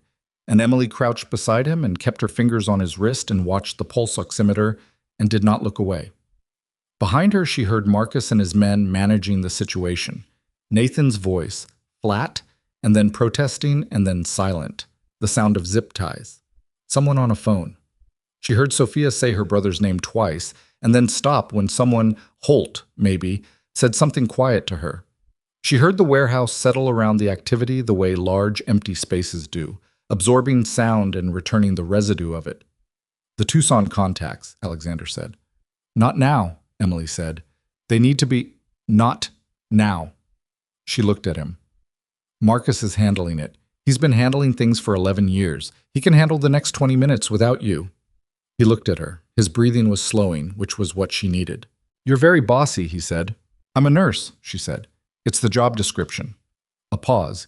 He almost smiled. It was a different version of the almost smile she'd seen before. Less guarded, something more genuinely tired and more genuinely real in it. "Is Sophia okay?" he said. Emily looked back over her shoulder. Sophia was sitting against the east wall with Holt crouching in front of her, talking. Her face was still tight with the remnants of fear, but her color was better, and her hands, which had been gripping Emily's jacket, were now folded in her own lap. "She's okay," Emily said. "She's scared, but she's okay." He exhaled. Long and careful, the exhalation of someone letting down something they'd been bracing since a phone rang and a man's voice answered instead of a young woman's. His hand, resting on his knee, moved slightly. Not reaching, just a small motion, the way it had moved on the bed rail that morning, that physical vocabulary of adjustment. His fingers came to rest near her knee on the concrete floor, not touching her, close enough that she could feel the warmth of them. "Emily," he said. "Yes." "Why are you still here?" She looked at him. The concrete floor. The fluorescent light with 3 tubes out making patterns of yellow and shadow. The warehouse smell of oil and cold. The sound of Marcus's voice on the phone in the background, professional and controlled, rebuilding the architecture of a situation that had almost destroyed itself tonight. She said, "Because you had a pulse." He was quiet for a moment. "That was 11 hours ago." "I know," she said. He looked at his hand near her knee, then at her face, and she saw in his expression the thing she had been watching approach for 11 hours. Something that had no organizational name and no strategic value, and no place in the operational logic of the Blackwood Syndicate. Something human and specific and very quiet, the expression of a man recognizing that someone had stood between him and the dark repeatedly, and for no reason that made sense in the world he lived in. Marcus's voice cut across the moment. "Alex." Sharp. The word carrying something urgent. Alexander's eyes moved immediately. Marcus was standing over Nathan Walker, who was on the ground with his hand secured, and Marcus was holding a phone, Nathan's phone, and his face had the expression Emily now associated with the worst pieces of information. "What?" Alexander said. Marcus crossed the floor and crouched down and held the phone where Alexander could see the screen. Emily couldn't see it from her angle. She watched Alexander's face instead. She watched it go completely still. "When?" Alexander said. "The message came in 40 minutes ago," Marcus said, "while we were in transit, before we got here." "He knew about the warehouse." "He knew." Marcus's voice was stripped of everything except the bare fact. "I don't know how, but he knew, and he had time to—" "Who did he send?" Marcus looked at the phone, back at Alexander. "The message says 4 men, and it says—" He stopped. "Say it." Marcus said it. Emily watched Alexander's face absorb the information and go somewhere she had not seen it go yet, somewhere beneath strategy and beneath pain and beneath the controlled operational cold, and into something more fundamental, something that looked almost like the expression she'd seen when Sophia had put her arms around him, but stripped of the relief. He looked at Emily. His eyes were very direct and very dark, and the thing in them was not a question, so much as something that already knew its answer and was asking her to confirm it. "How fast can you work?" he said. "If something goes wrong." Emily looked at him. She looked at Marcus. She looked at the phone in Marcus's hand that she still couldn't read and understood from every piece of information she had just processed that the confrontation tonight had not been the climax. It had been the opening move in something that was not finished. "Tell me what I'm working with," she said. Marcus turned the phone so she could see the screen. She read it. Read it again. The specific sentence that Nathan Walker had sent to a contact 40 minutes ago while they were driving south through the Phoenix night before any of this had resolved. Because Nathan had known about the warehouse, and Nathan was always specific, and Nathan never left things to chance. The sentence was 8 words. Emily read those 8 words and felt the floor of the warehouse under her knees, and the pulse oximeter in her hand, and the weight of the go bag on her shoulder. and she thought about what was still inside that bag and what she was going to need that was not inside it. And she looked at Alexander Blackwood and said, "Then we need to go right now." The 8 words on Nathan Walker's phone were, "If I don't call by midnight, burn the safe house." It was 11:23 p.m. Marcus drove. Emily was in the back with Alexander, and she had his shirt open and 2 fingers pressed to the left side of his chest, feeling for the specific wrongness she'd been afraid of since the warehouse floor. The subcutaneous crackle that would tell her air was leaking where it shouldn't be, that the chest tube removal had not held, that his body was doing the thing post-thoracic bodies do when you ask too much of them too fast. She didn't feel it. Not yet. "Straight," she said to Marcus. "Don't hit the curves hard." Marcus drove straight. "Where's the safe house?" Alexander said. Not a question. He already knew. He was asking for confirmation, the way you ask for things you need to hear out loud. "East side, 20 minutes from here." Marcus's eyes were in the rear view, moving between the road and the back seat. "My 2 men are there." That was the message. Nathan's contact has been given the address. 4 men. When did Nathan get the address? He had to have had it before tonight. He had contingencies prepared. Marcus's jaw was tight. Danny Rios. "I didn't get everything from him before we moved. There was more." Alexander looked at the ceiling of the SUV. Emily watched his chest rise and fall and kept her fingers where they were and calculated 20 minutes to the safe house, 4 of Nathan's men who had been given an address and a deadline, 2 of Marcus's men who did not know those 4 were coming, and whatever was at the safe house that made it worth burning. "What's at the safe house?" she said. A pause. "Alex?" "Documentation," he said. "Financial records. The full accounting of everything Nathan built on the parallel side for the last 2 years. Contracts. Names. If it burns, we have nothing to prove what he did. He walks out of police custody in 48 hours with a lawyer and a story." He paused. "And 3 of the 6 people who knew my location last night are now in custody or running. The other 2 are people who can testify to Nathan's arrangement. They're at that house." Emily looked at him. "People. 2 men. Witnesses." She understood. The documentation could be replaced eventually, reconstructed from other sources. The witnesses were irreplaceable. If Nathan's 4 men arrived before midnight and those witnesses were gone, the architecture of what had happened to Alexander Blackwood over the last 2 years dissolved, and Nathan Walker became a grieving second-in-command whose boss had been ambushed by unknown parties and who had nothing but grief and loyalty to show for it. "Call your men at the house," she said. "Already tried," Marcus said. "No answer. Either they're in a dead zone or they've been compromised," Alexander said. The SUV moved through the Phoenix night, and Emily kept her fingers on Alexander's chest and watched the pulse oximeter reading on his finger and did not say what she was thinking about his heart rate, because what she was thinking was not going to help anyone right now. They came off the highway at 11:39 p.m., and the safe house was a low stucco building on a residential street that looked like every other low stucco building on every other residential street in this part of the city. Unremarkable, dark, the kind of building that disappears inside a neighborhood by design. The front was dark. No vehicles visible. Marcus cut the headlights 2 blocks out and rolled the last 100 yards on momentum and stopped.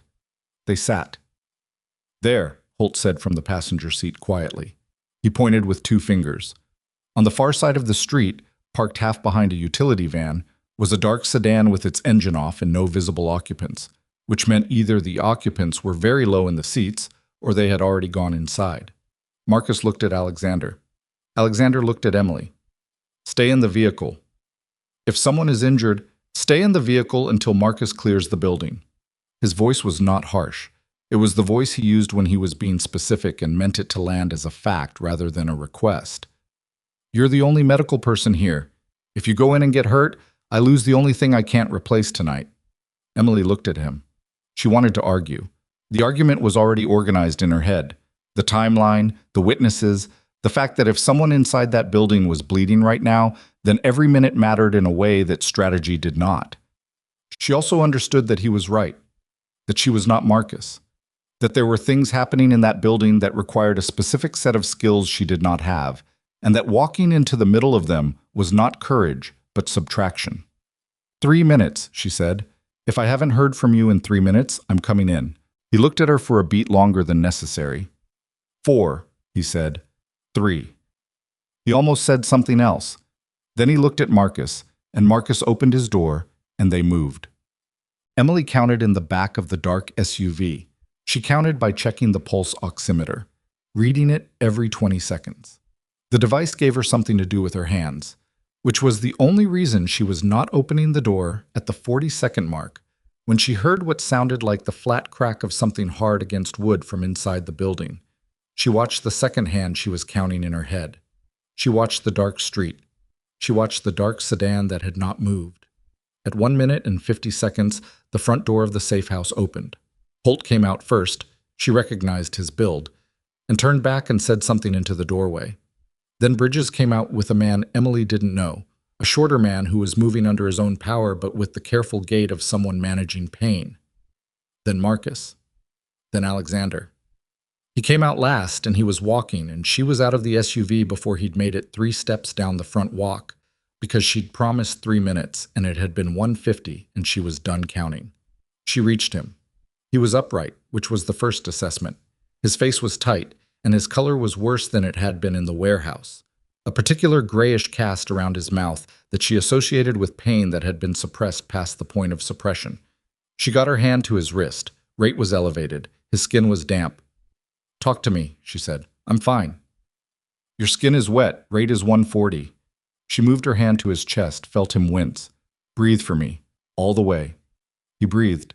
She felt the expansion on both sides. Even. That was something. "What happened in there?" "2 of Nathan's men were already inside," he said. His voice was controlled and tight. "Our men were zip-tied in the back room. They're not badly hurt." He paused. "The other 2 were outside, the sedan." "They're handled? They won't be burning anything tonight." He looked at her hand on his chest. "The documentation is intact. The witnesses are intact." He looked at her face. "Are you all right?" She almost laughed. "I'm the one asking that." "I know." His eyes were very direct. "I'm asking anyway." She took a breath. "I'm fine." She heard herself say it and heard the echo of every patient who'd said it to her and said, "That was the worst 3 minutes of the last 12 hours, which is a high bar." Something in his face loosened slightly. Not a smile, something underneath where smiles come from. "You're counting minutes," he said. "I told you 3. "You did." He looked at the street, at the dark sedan still parked behind the utility van, now with both its occupants accounted for in ways Emily did not ask for details on. At Marcus standing by the front door of the safe house on a phone call that by his expression was going well. At Sophia, who had ridden in a second vehicle with Bridges and was now standing at the edge of the driveway with her arms wrapped around herself in the warm July night, watching her brother with an expression that was equal parts relief and something older.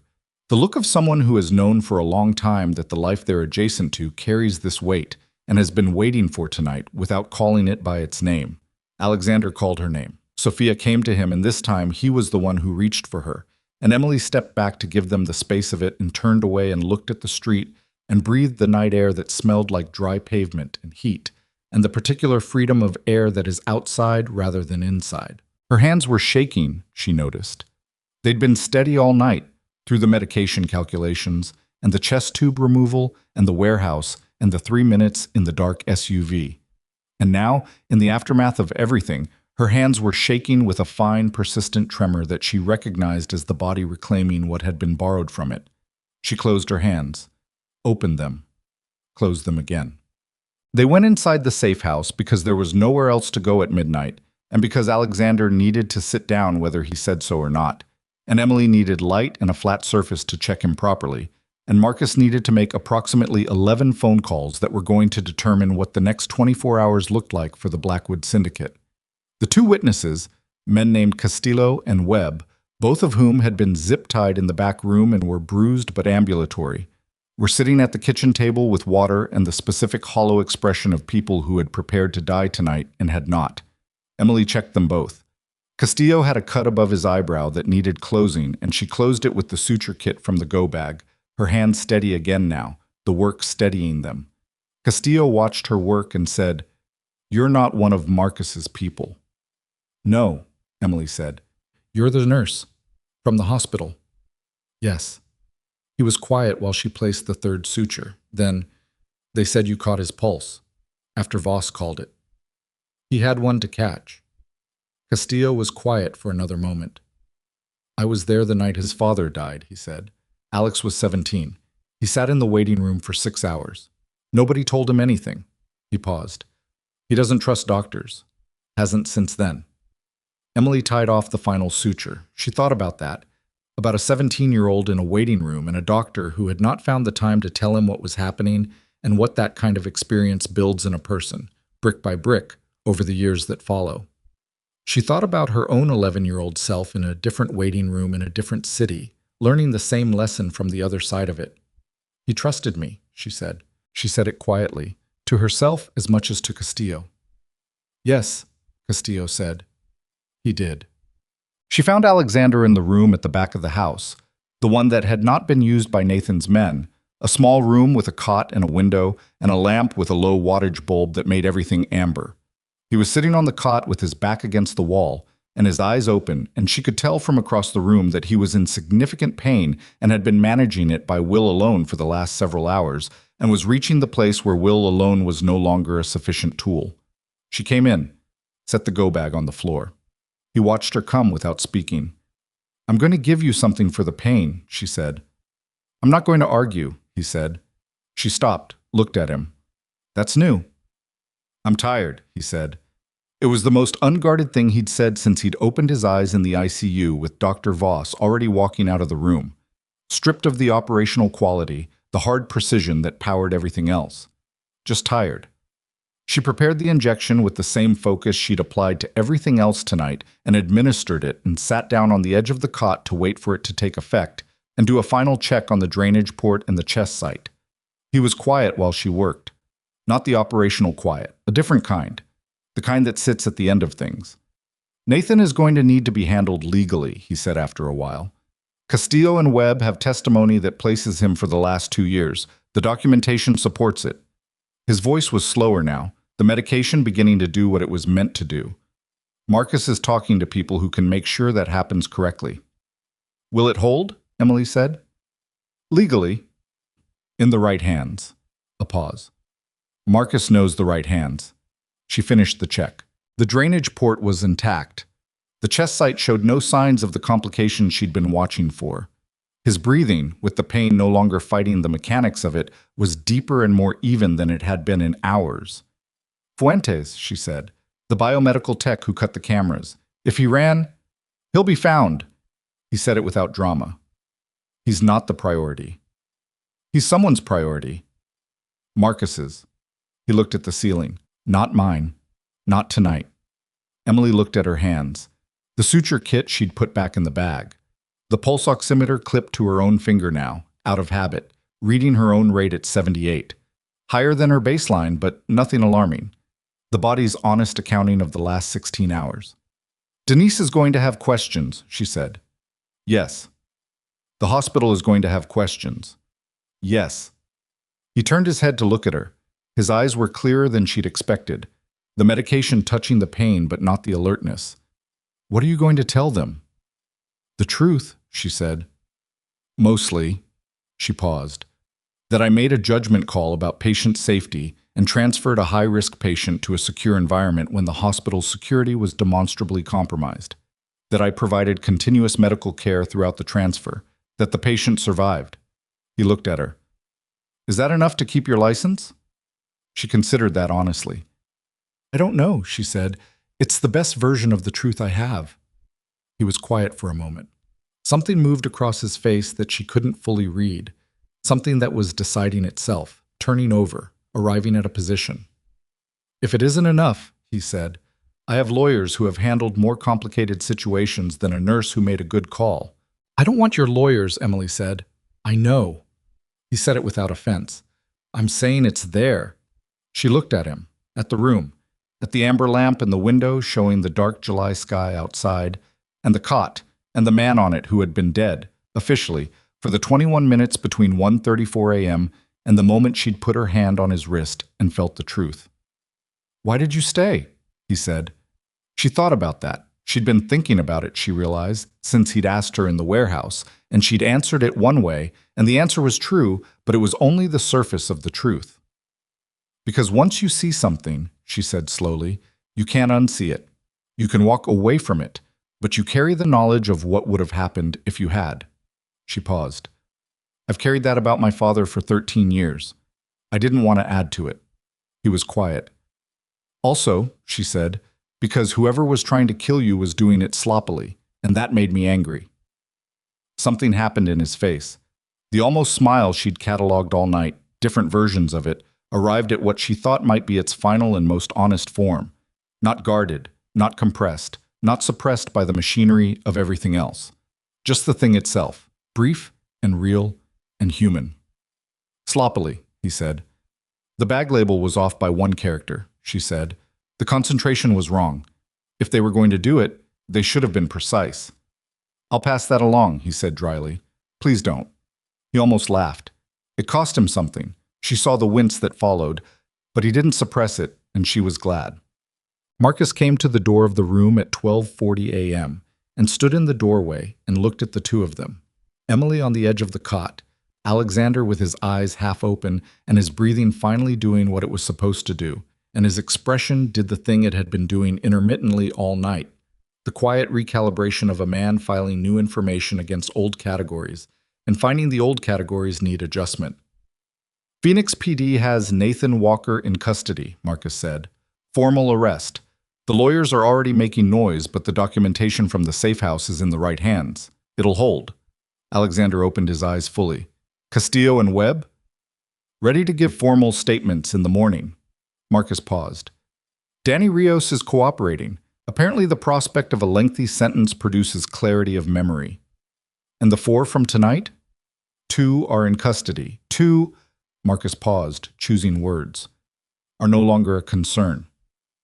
Emily did not ask for clarification on the 2 who were no longer a concern.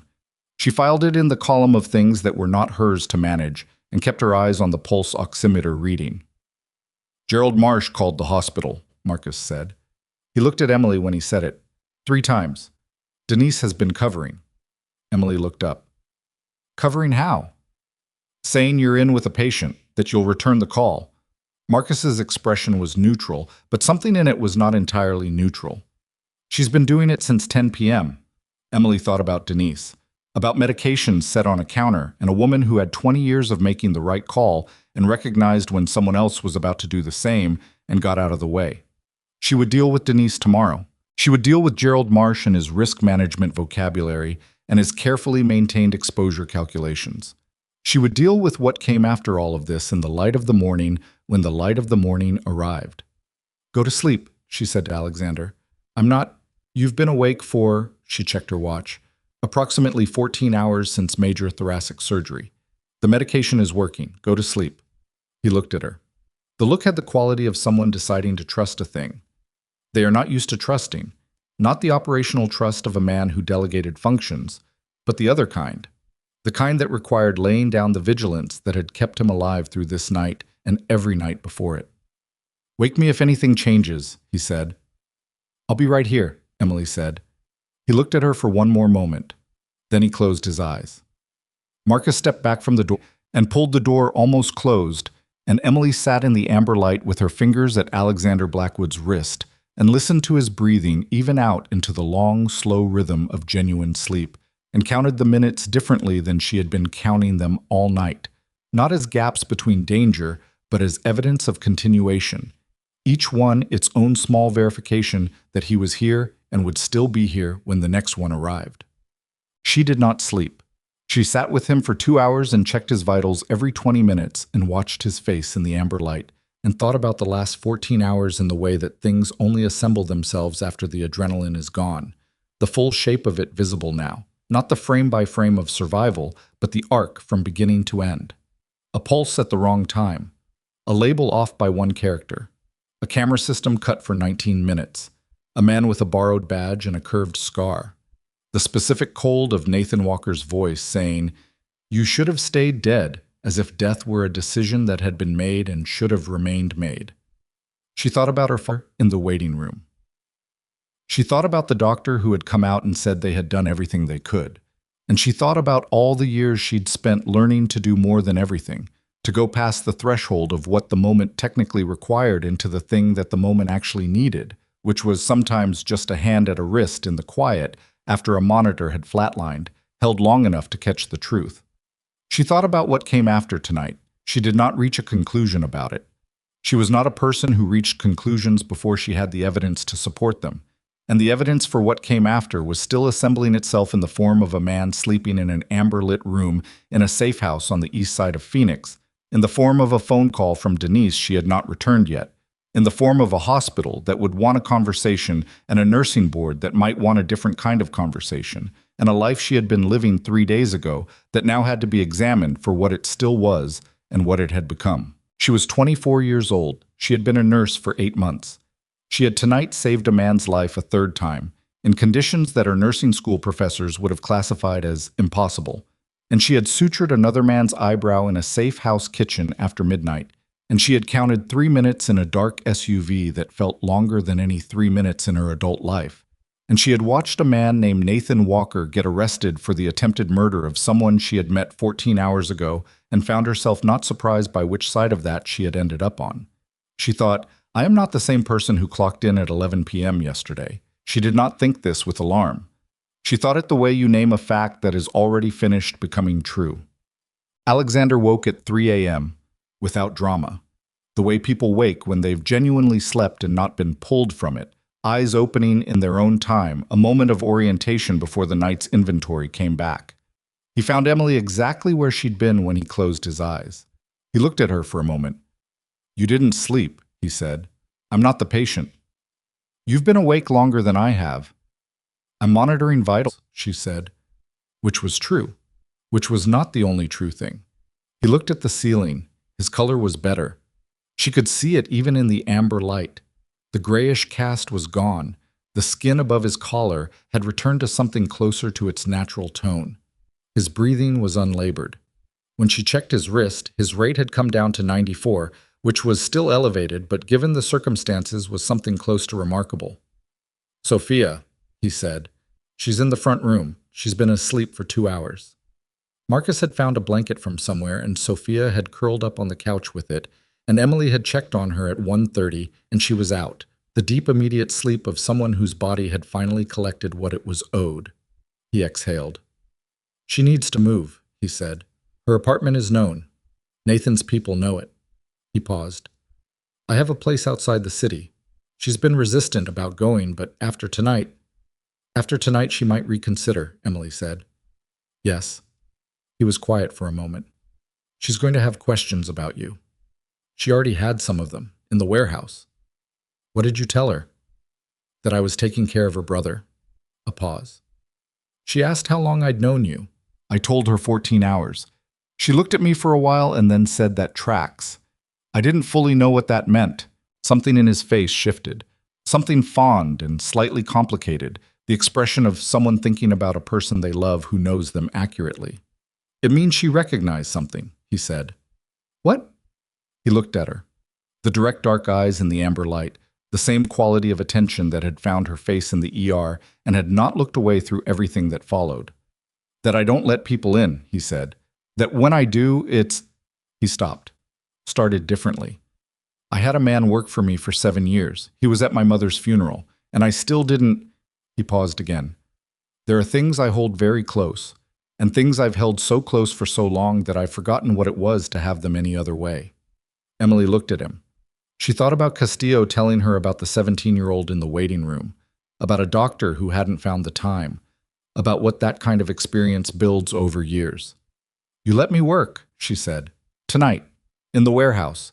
You didn't override me on the medical calls. You were right on the medical calls. You've been overriding people your whole life, she said. Being right doesn't always stop that. He was quiet. He looked at his hand on the cot, the hand that had closed around hers that morning in the hospital, pressing it flat against his chest like a ground. No, he said, it doesn't. So why? She said. He looked at her for a long moment. Outside the window, the Phoenix sky was doing what it does at 3 a.m. in July. The stars were very clear, and the air was finally doing the thing that air does in the desert after midnight, releasing the heat it had been holding all day, turning cool at the edges. "Because you didn't ask for anything," he said. "You didn't know who I was when you put your fingers on my wrist. You didn't know what it meant to have my name attached to you. You just—" He stopped. "You just checked." Emily was quiet. "I've been around people who wanted things from me my entire adult life," he said. "Every room I walk into, there's a calculation happening. What I'm worth, what proximity to me costs and buys." He looked at the window. "You walked into an ER at midnight and caught a pulse because that's what you do, because it was the right thing. There was no calculation in it." "There usually isn't," Emily said. "In nursing." "I know," he said. "I know that." A pause. "It's been a long time since I was in a room with that." They sat in the quiet of the room. The lamp hummed faintly. Down the hall, Marcus was on another phone call, his voice low and professional and continuous, the machinery of aftermath running through the night. "What happens now?" Emily said. It wasn't quite a question. "For the syndicate," Alexander said, "the next several weeks are going to be about reconstruction. Nathan had 2 years to build the parallel structure. It'll take time to dismantle it." He paused. "For Sophia, she moves. She doesn't argue about it anymore. That's not negotiable." "And for you," Emily said, "medically." He looked at her. "You're asking what you should tell the hospital." "I'm asking what you need," she said. "Medically." He understood the distinction. Chest tube needs to be properly replaced or definitively removed with imaging confirmation. The ventricle repair needs to be checked with an echo at 10 days. Antibiotics for another 14. No significant physical exertion for 6 weeks, which is going to be— He stopped. "Difficult," Emily said. "Impossible," he said. "Difficult," she repeated, which means limited but not absent. You can work within limits if you're monitored correctly. She paused. "You need someone who can monitor correctly." He looked at her. She felt the weight of the look, everything it carried and everything it was asking without asking it. "Emily." "I'm not making a decision tonight," she said. "I'm stating a medical fact." She met his eyes. "You need continuous qualified monitoring for the next 10 days minimum. The kind that knows what they're looking at. Not a check-in. Continuous." His eyes held hers. Something in them was very still. Not the operational stillness, the other kind. The kind that knows it is on the edge of something and is allowing itself to be there. "And if I said I wanted you to be the person doing that monitoring," he said, "what would you say?" "I'd say I haven't made a decision," she said again. "But you haven't said no." She looked at him. At the amber light. At the man who had been dead and was not, who had been betrayed and was not broken, who had looked at her across a hospital floor at 6 a.m. and let her work on him and had not overridden a single call she made, who had pressed her hand against his own chest in the dark of a warehouse in a gesture that she had thought about 5 times since and still did not have a clean clinical name for. "No," she said. "I haven't said no." He did not say anything else. He did not need to. She reached over and checked his pulse one more time, her fingers against his wrist, the familiar pressure, the count. And his rate was 88, and his breathing was unlabored, and his skin was warm and dry. And she noted all of this in the log she had been keeping in her memory all night, and she set it beside the first entry, which was the one from 1:34 a.m., when the monitor had shown a flat line, and she had put her hand in a different place and found the thing that the monitor had missed. She thought, this is where it started. One hand, one pulse, one decision that everything else has been built on, hour by hour, the way structures are built. Not all at once, but in sequence, each piece dependent on the piece before it. She did not know what came next. She knew what tonight had cost her, and she knew some of what tonight had given her, and she knew that the two things were not easy to hold in the same hand, but that she was going to have to, because that was the nature of the decision she had been making incrementally since 1:34 a.m., and had finished making somewhere on a concrete warehouse floor when she'd said, "Tell me the plan," and had meant it. She let go of his wrist. He was watching her face. "Sleep," she said. "I've slept. More. Emily." "Alex," she said. His name, just his name, the first time she'd used it without the full surname, and she felt the small shift in the room when she said it, something that recognized itself in the saying.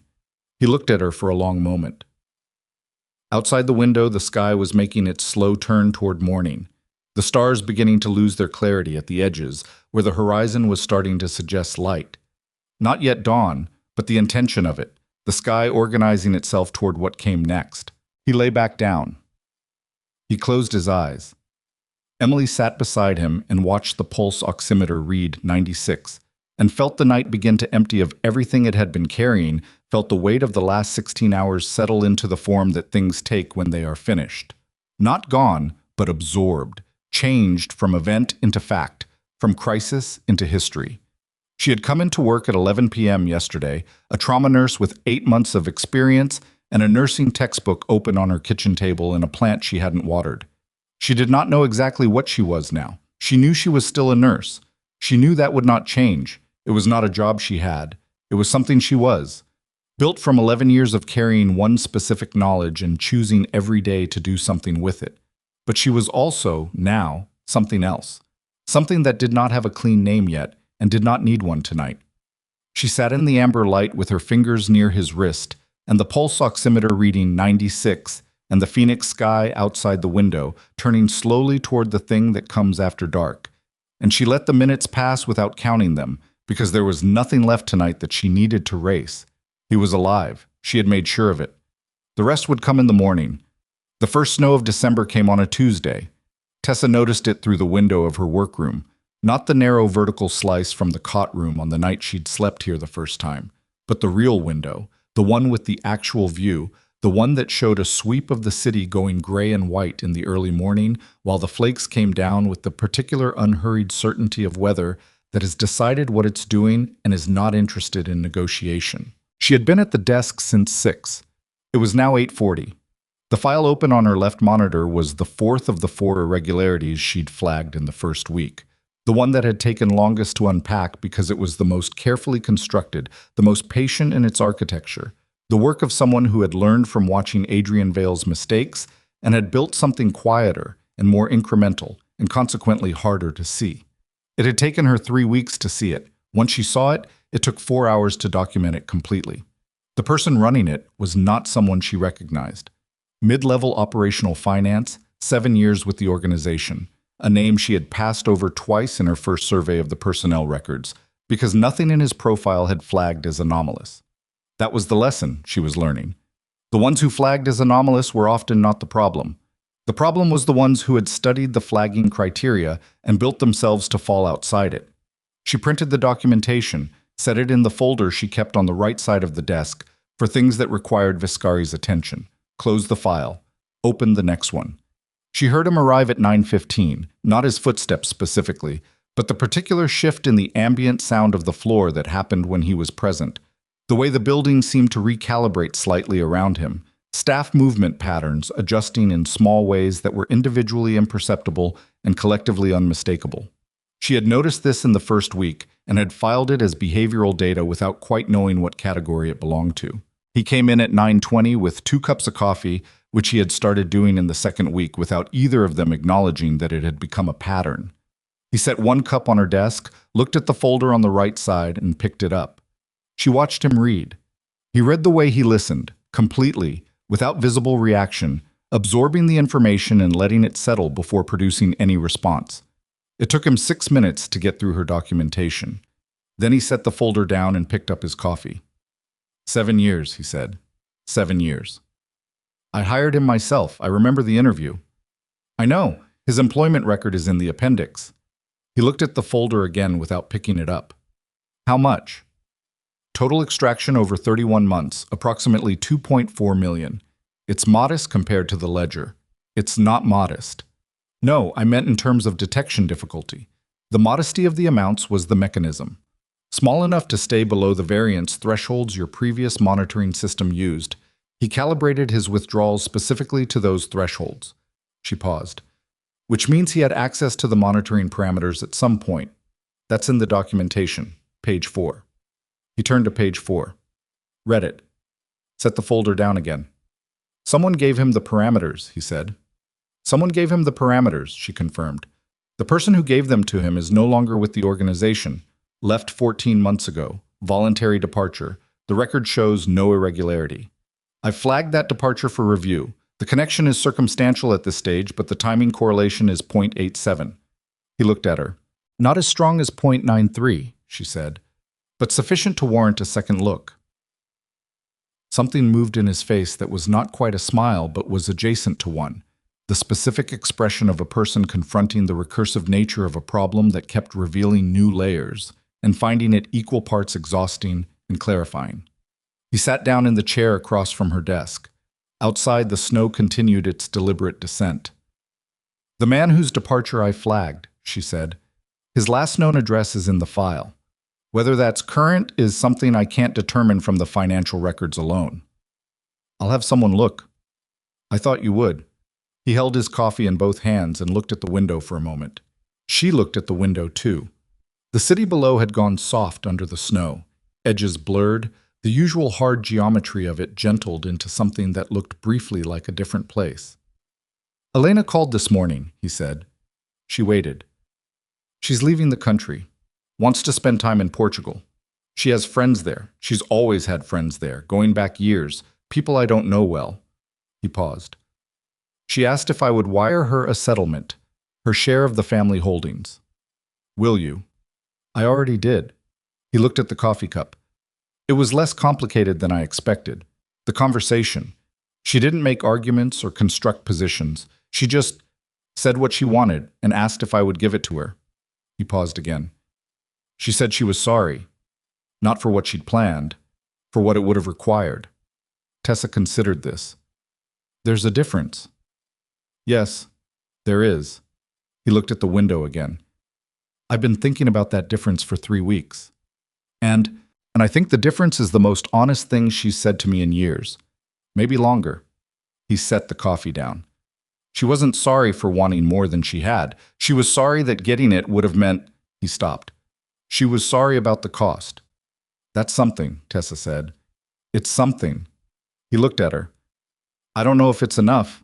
I don't think I'm supposed to know that yet. No, she agreed. Probably not. They sat for a moment in the particular quiet of two people who have learned that some questions are not resolved by analysis, that there is a category of problem that the numbers cannot reach, that lives in the space between data points, in the gap between what happened and what it means to the person it happened to. She had been learning the borders of that category. She was a precise person, a numbers person, a person who had built her competence around the faith that patterns were findable if you looked correctly. But 3 weeks in this room had been teaching her that the patterns in people were not always the same kind as the patterns in accounts, and that the skills transferred imperfectly, and that the imperfect transfer was itself a thing worth knowing. Danny called me last night, she said. He looked up. He wanted to know if he could take the kids to see me sometime. Petra wants to meet... She stopped. She had been about to say the person who saved her dad and had caught herself because the accuracy of that description was complicated, and she preferred accuracy. She wants to meet me. Danny's been talking about me, apparently, more than usual. What did you tell him? I said yes. I said Sunday. She looked at the window. I don't know what I'm going to tell her if she asks questions. She's 4, so probably she won't ask the kind of questions that are difficult. But Cass is 7, and Cass asks everything. Tell him you're an accountant, Viscari said. She looked at him. It's approximately true, he said.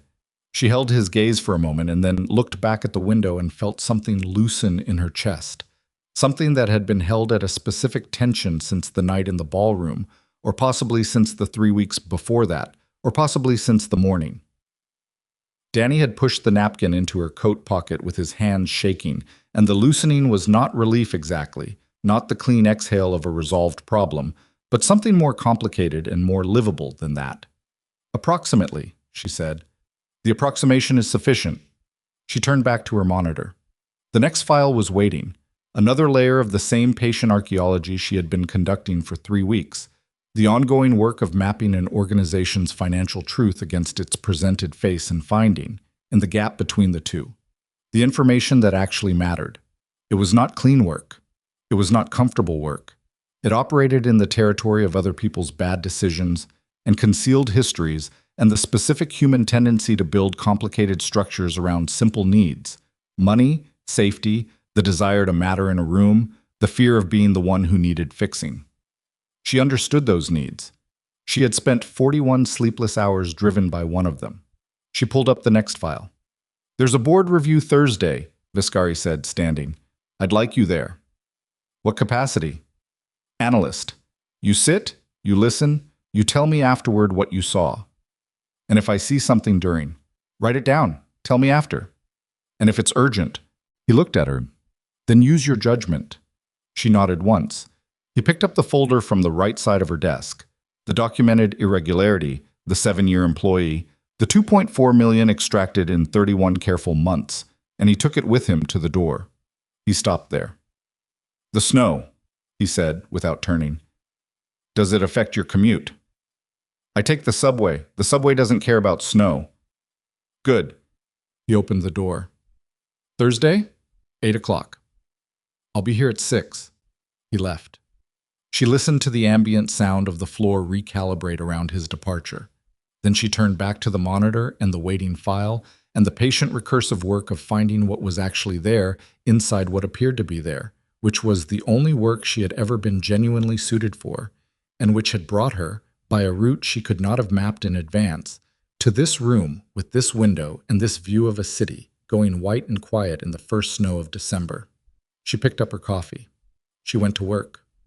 Outside, the snow kept falling, indifferent to all of it, covering the city's angles in the slow and temporary mercy of a thing that didn't last, that would be gray and shoveled by tomorrow, that was only beautiful right now in this specific window before the city remembered what it was and resumed accordingly.